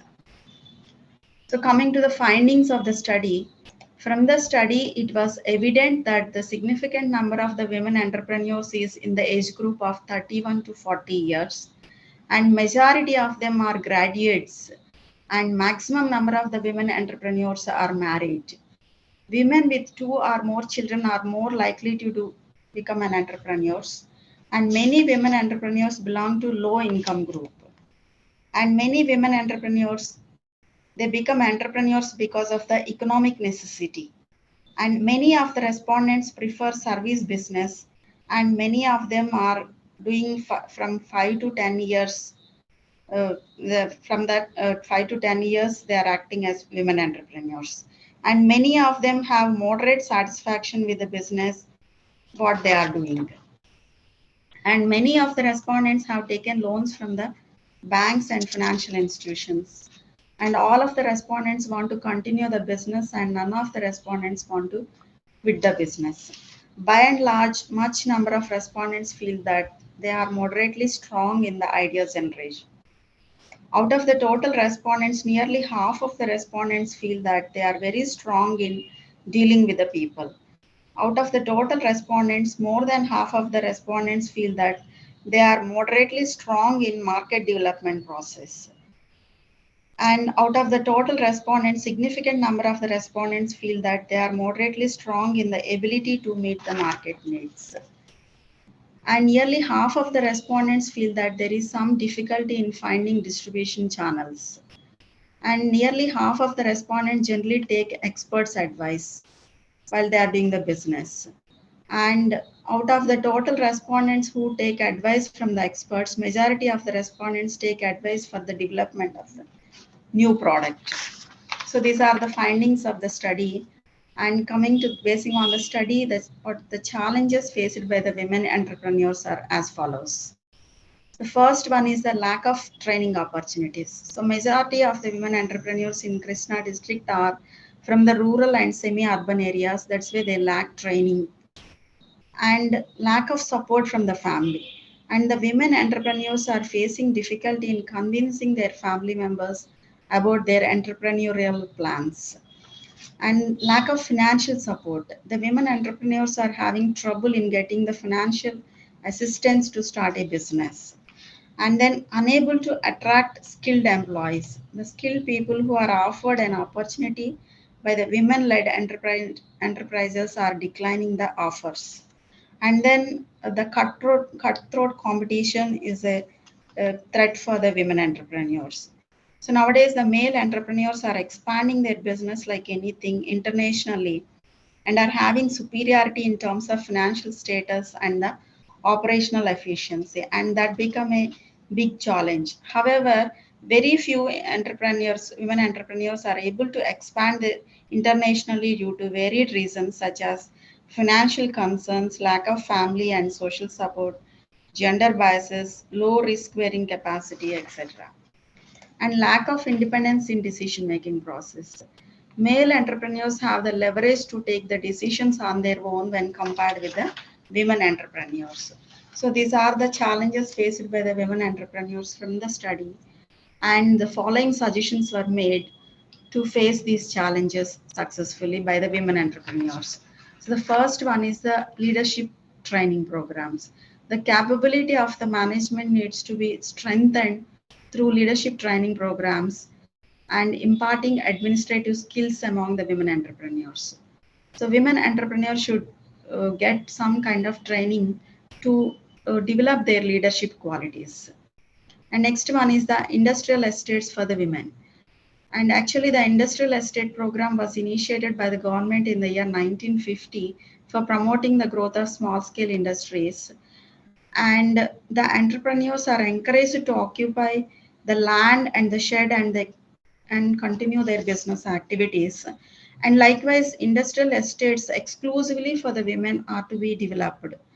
And also the district industry centers should have a separate wing for the women also. And then creation of separate wing in the district industry centers like this. And then voluntary support to the women entrepreneurs. A large number of the organizations such as NAYE, ICWE, SCWA have to be active. They should be very active to motivate and assist the women entrepreneurs in setting up small industries. And then changing the social attitude. The society need to cultivate progressive outlook towards things and encourage women to compete with the men. And then responsibilities of the women entrepreneurs are many, and the women must be able to come out from the cobweb created by the social norms and the customs to face all these challenges. And then women should be aware of their rights first. Women need to acquaint themselves with laws pertaining to their rights so that they can approach courts to get justice and understand when there is some kind of problem. And at the education level, more and more women are given higher education for their intellectual development so that with that knowledge they can successfully do the business. And then training institutes should be established by the government and the semi-governments to develop these women entrepreneurs. So finally, my conclusion is, as the emergence of women entrepreneurs and their contribution to the national economy is quite visible in India, and the number of women entrepreneurs are increasing day by day, there is a need to formulate appropriate strategies for stimulating, supporting, and sustaining the efforts of the women entrepreneurs. So thank you very much, sir, for giving this opportunity. And I thank audience also for your patient listening. Thank you once again.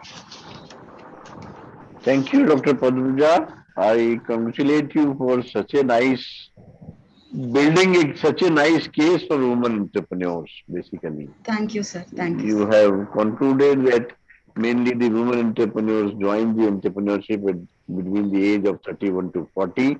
Mostly they are graduates, they are married, they are low income groups, and they have economic necessity. That is why they come into entrepreneurship. And normally they remain in the entrepreneurship for 5 to 10 years. But you have also made certain challenges, and the training opportunities are less for them, and there is no support from the family, and the financial assistance is not available to them.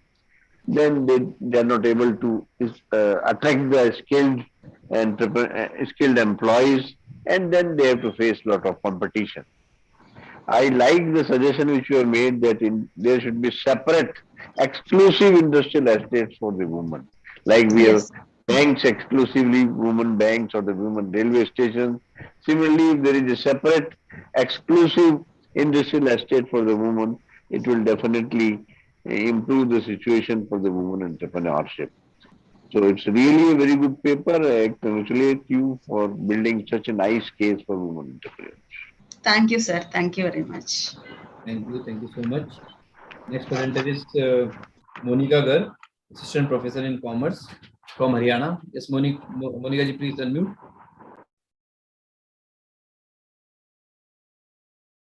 Monica Garg, please unmute.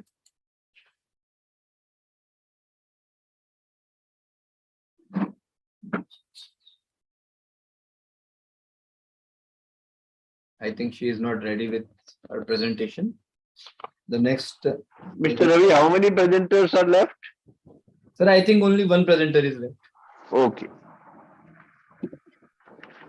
Yes, Sumitra ji, please unmute. Next presenter, Sumitra Devi Sahu, research scholar from MDS University, Ajmer. Yes, Sumitra. Yes, sir.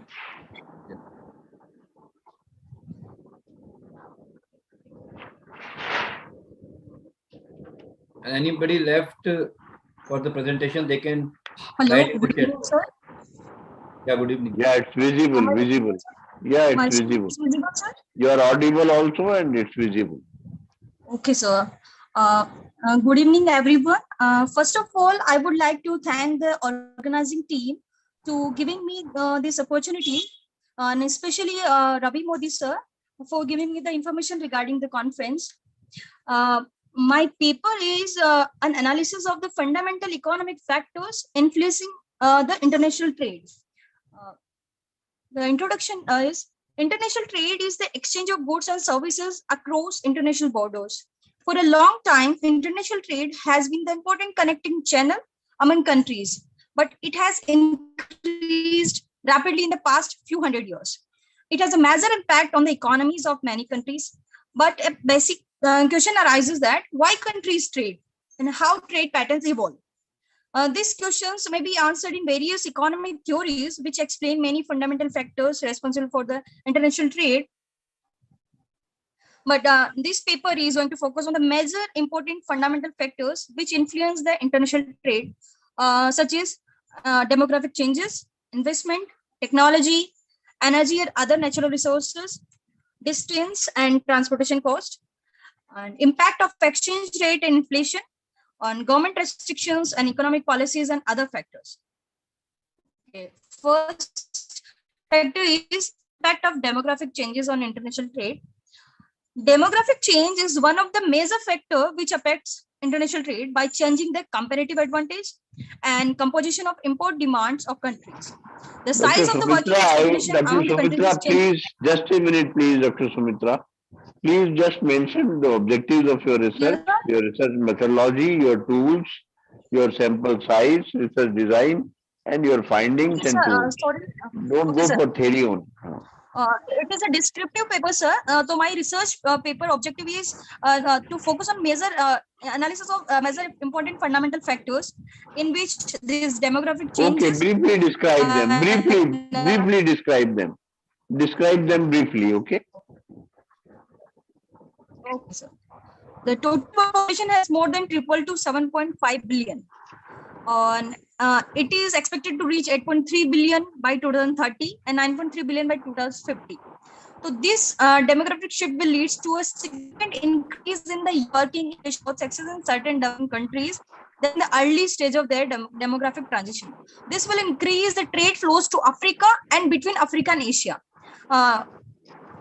This is a statement given by the World Trade Organization in the report 2013, Aging, Migration, Educational Convergence, and Women's Growing Participation in the Labor Force, all linked to the underlying demographic transition, help to shape countries' comparative advantage.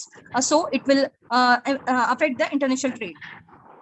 The second one is impact on investment. Investment in physical capital such as road, ports, and ICT infrastructure is likely to reduce trade costs and hence increase countries' trade participation.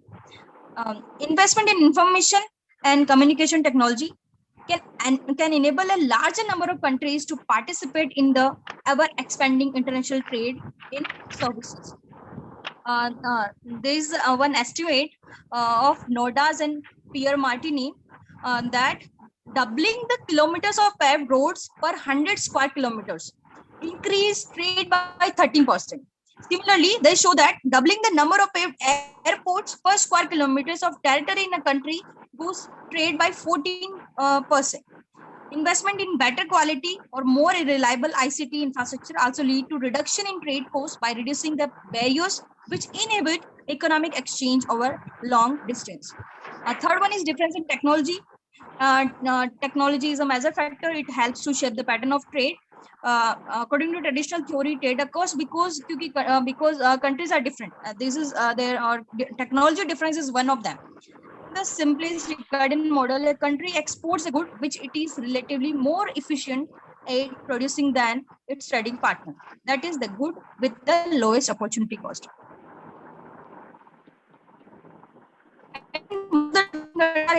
Capital goods like machine, but if they succeed in reducing production in their own capital goods by introducing more efficient and technology, they may begin to export capital goods. Fourth one is factor endowment, or especially energy and natural resources. Energy as oil. So in the oils will reduce of the so the rate of economy. This is the least to a poor rate of import export. Energy trade, a measure up in the next decades is like with the re-emergence and Iraq in global energy production and trade. This is about this. Middle East exports will shift to Asia because of this, and the higher energy need to shift.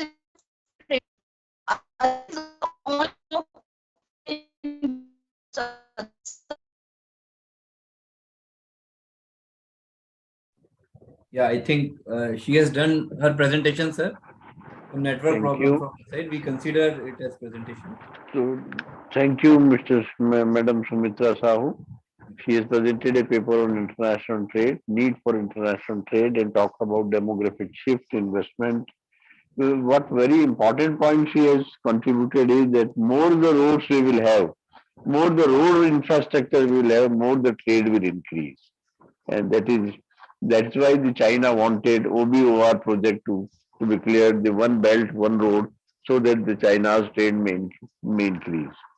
So thank you, Madam Sahu, for such a nice presentation. Thank you. Thank you so much. The last presenter, Jayaprakash Soni, Deputy Registrar, Central University of Gujarat. Please unmute. Is it audible, sir? Yeah, yes, please continue. Yeah. Okay, thank you.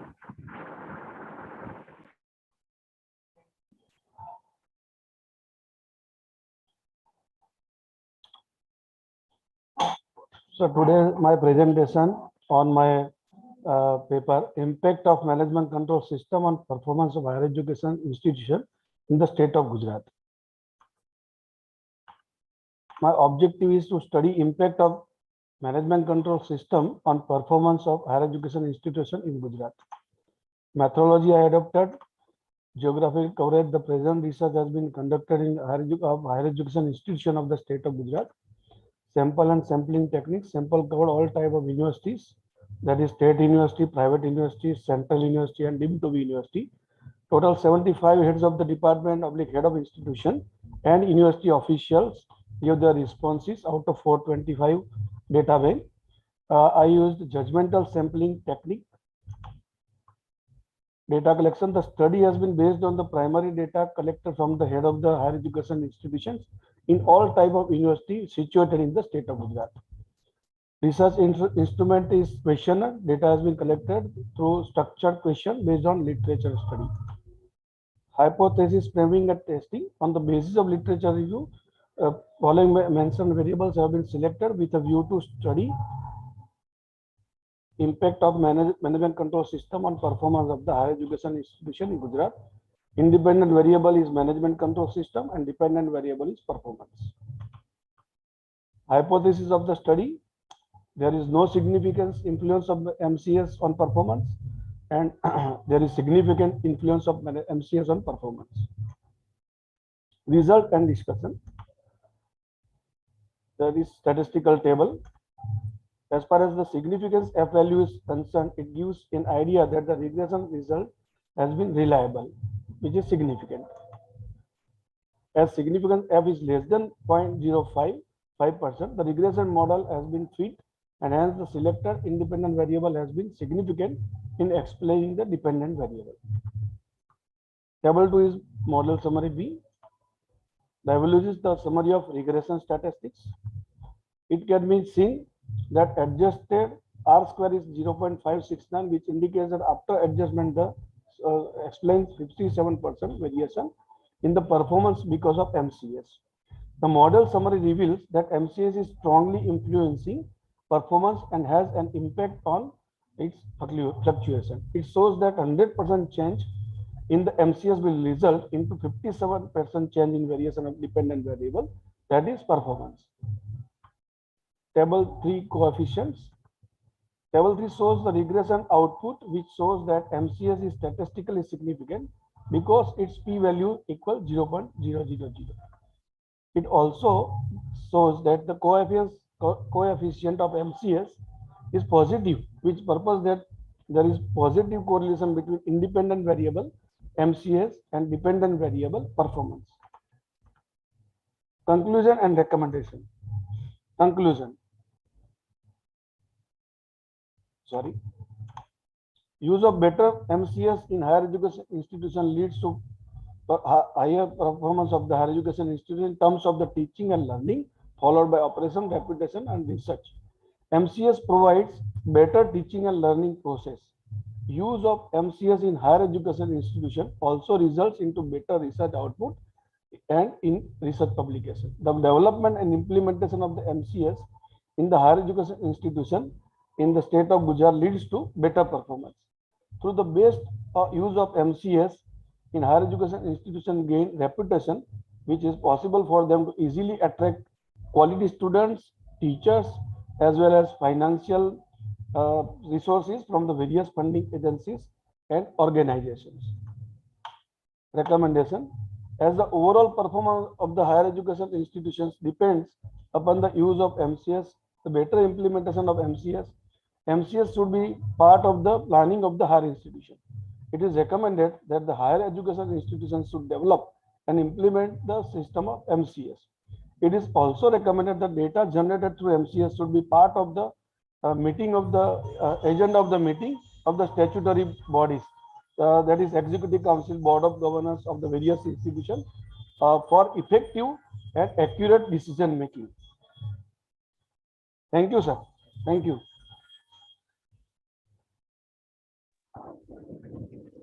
Thank you, Jay Prakash ji. Yes, sir. I'm really surprised to see the results, but results are definitely correct in this phase. अगर ऐसी study आप शायद 25 साल पहले करते होते तो control system से परफॉर्मेंस बढ़ती नहीं, लेकिन अब जमाना यही आ गया है कि more the control you have, more is the performance, and that is an unfortunate on the teachers part basically, that you need a control system to perform. Right. A teacher can better perform when you don't have a control system and you have self-regulation. You have conscience. You go to class at 8 a.m. not because of your vice chancellor, not because of your director, not because of your head, but you go because of your conscience, your professional commitment. And for 40 years earlier, this was not the situation. But I agree with the results of your research that now you need control, definitely. Because if the control is not there, results will not come. But this is definitely unfortunate on the part of teachers. Thank you. Thank you for your research. Thank you. Yeah. Thank you, sir. Thank you. Thank you so much for the wonderful presentation. Yeah, is anyone left for the presentation? They can still write in the chat box because I think we have done all the presentations. Is anyone left? They can still raise the hand by clicking the raise hand icon, or they can write in the chat box. And all the presentations was really wonderful. So thank you so much to all the presenters. And now I would like to request Professor N.D. Mathur sir, the additional chairperson of this session, to speak his additional chairperson's remarks. I think I have already spoken much. I have already given my views in the beginning also, and I have heard all the papers. Even if when I was driving, I heard all the papers, and I am really impressed by certain research papers, and I am impressed by the kind of work our research scholars are doing. In fact, they are more scientific than that kind of research we people we used to do. They are methodological, they have their research design, they know what is sample size, they know what is their structured questionnaire, they know what are the tools they are using and what are the appropriate tools. Then the objectives, they are very clear about objectives, they are clear about their hypothesis, and they know that what happens when the null hypothesis is rejected and what happens when the alternative hypothesis is selected. They are aware about their findings, they are aware about their limitations. So इस पीढ़ी के जो research scholars हैं, मैं समझता हूँ बहुत अच्छा काम कर रहे हैं और बड़ा मैथोलॉजिकल साइंटिफिक तरीके से काम कर रहे हैं. And I'm especially influenced by the research work done by Dr. R. Padamja, Dr. Jay Prakash, Sumitra Sahu. They have definitely presented very good research papers. Even Pinky Kumari and Sarla Rani. And then Madam Suman Solanki. The kind of research papers which have been submitted here in the international conference, they are very qualitative papers, and they have come with commitment, and they have definitely kept in mind the principles of research, because research is milk, not medicine, and research should be done very honestly, and that has been kept in mind by these research scholars. So I'll not speak much because I have given my individual comments also on every paper. I hand over the mic to Mr. Ravi Kumar. Thank you so much, Professor Mathur sir, for beautifully chairing the whole session. Thank you so much once again. And we would also like to listen Professor Tan sir regarding all the presentation. So I request Professor Tan sir to please give his remarks also. Professor Thank you, professors. Thank you very much for everyone. Today, indeed, we have listens to people talk about artificial intelligence and also a lot of social technological issues. So, and as I agree with professors, the chairperson, indeed, everyone has done a very good job, very rigorous research process. And so I have seen myself with Inspira associations holding the conferences, the qualities of the paper presentations and the and the orientations of the people towards research are getting stronger and stronger each day, each of the month.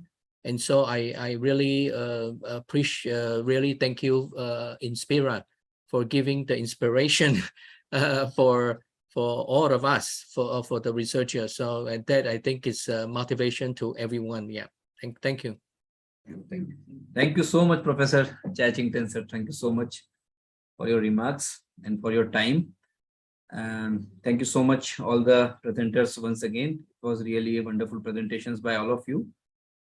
And now I would like to invite and request Professor Anil Mehta sir, our Senior Vice President, Inspira Research Association and Professor of Management, School of Legal Studies, Vanastali University, Vanastali, for delivering vote of thanks on behalf of organizers of the conference.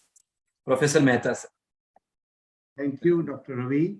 Thank you, sir, for entrusting me this responsibility of moving vote of thanks in this very important conference, which we have organized on a very contemporary subject that is relating with artificial intelligence.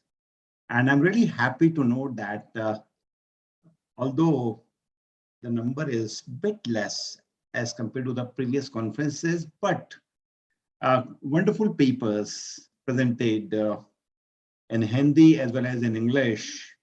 And the contents were very, very extensive. Let me start with acknowledging those who have directly or indirectly contributed to make this conference a success one. To begin with, I am grateful to Madam Chairperson, Dean Foster Agulis, JR, for chairing this session. In fact, Madam Pasha is quite kind enough to accept our request and chair this session. I'm thankful to Professor N.D. Mathur, who is a very intimate friend of mine, who is a great academician and very well honored and respected, not only in the state of Rajasthan, but throughout the country, in commerce education particularly. He is very vibrant, very active, and excellent orator.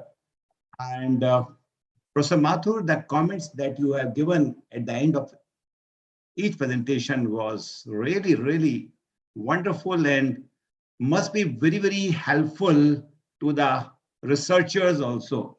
Thank you, Professor N.D. Mathur, for accepting the invitation of Inspira to act as a co-chairperson. I'm thankful to our today's keynote speaker, Chai Ching Ting, for his wonderful presentation. In fact, Professor Teng is very kind enough and very generous enough. He stays almost in all the conferences continuously and listen every paper so carefully. Thank you very much, Mr. Dr. Chai Ching Ten, for accepting our invitation to act as a keynote speaker. I'm thankful to Ahmed J.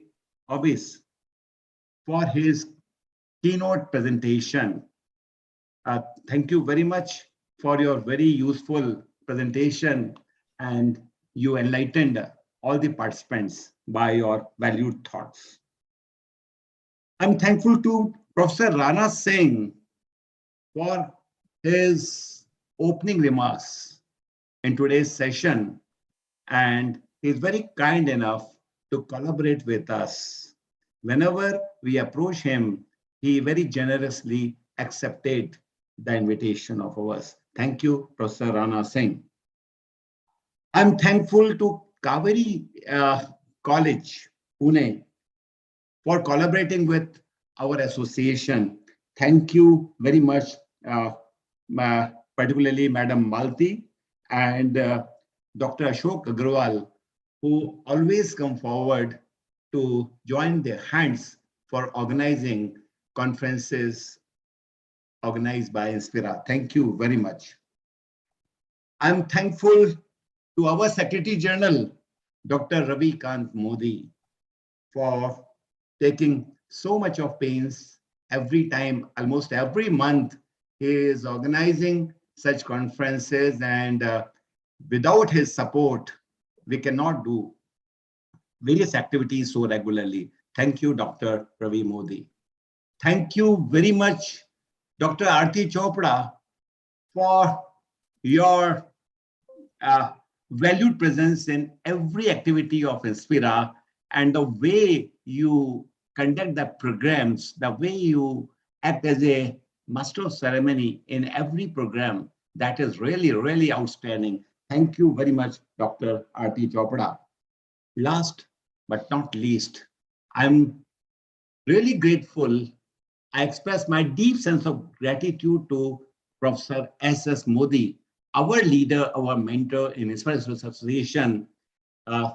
Without his blessings, perhaps it is not possible to organize programs in large number, and every program of Inspira is successful because of his dynamic leadership and empowering the Inspira team to go ahead with every program. I'm thankful to Professor S.S. Modi. Last but not least, I'm thankful to every participant who has presented paper today. In fact, every paper was presented today was a unique one in the way that participants have taken keen interest. Many of them have presented research methodology very well. Those who have presented in Hindi, like Pinky Kumari, they have given the, quite extensive presentations during their deliberations. So without you, dear participants, the conference will not be successful. And I'm expecting that tomorrow also you will be joining. You have presented today, but we are expecting your presence tomorrow also. Thank you very much, all the dear participants. And I'm quite sure that it might be a great learning experience for all of you. Once again, thank you very much. Over to Dr. Ravikant Modi. Thank you, sir. Thank you so much, Professor Mehta, sir, for always motivating us and always give your blessings. So thank you so much once again. I'm thankful to all the participants once again, all the presenters.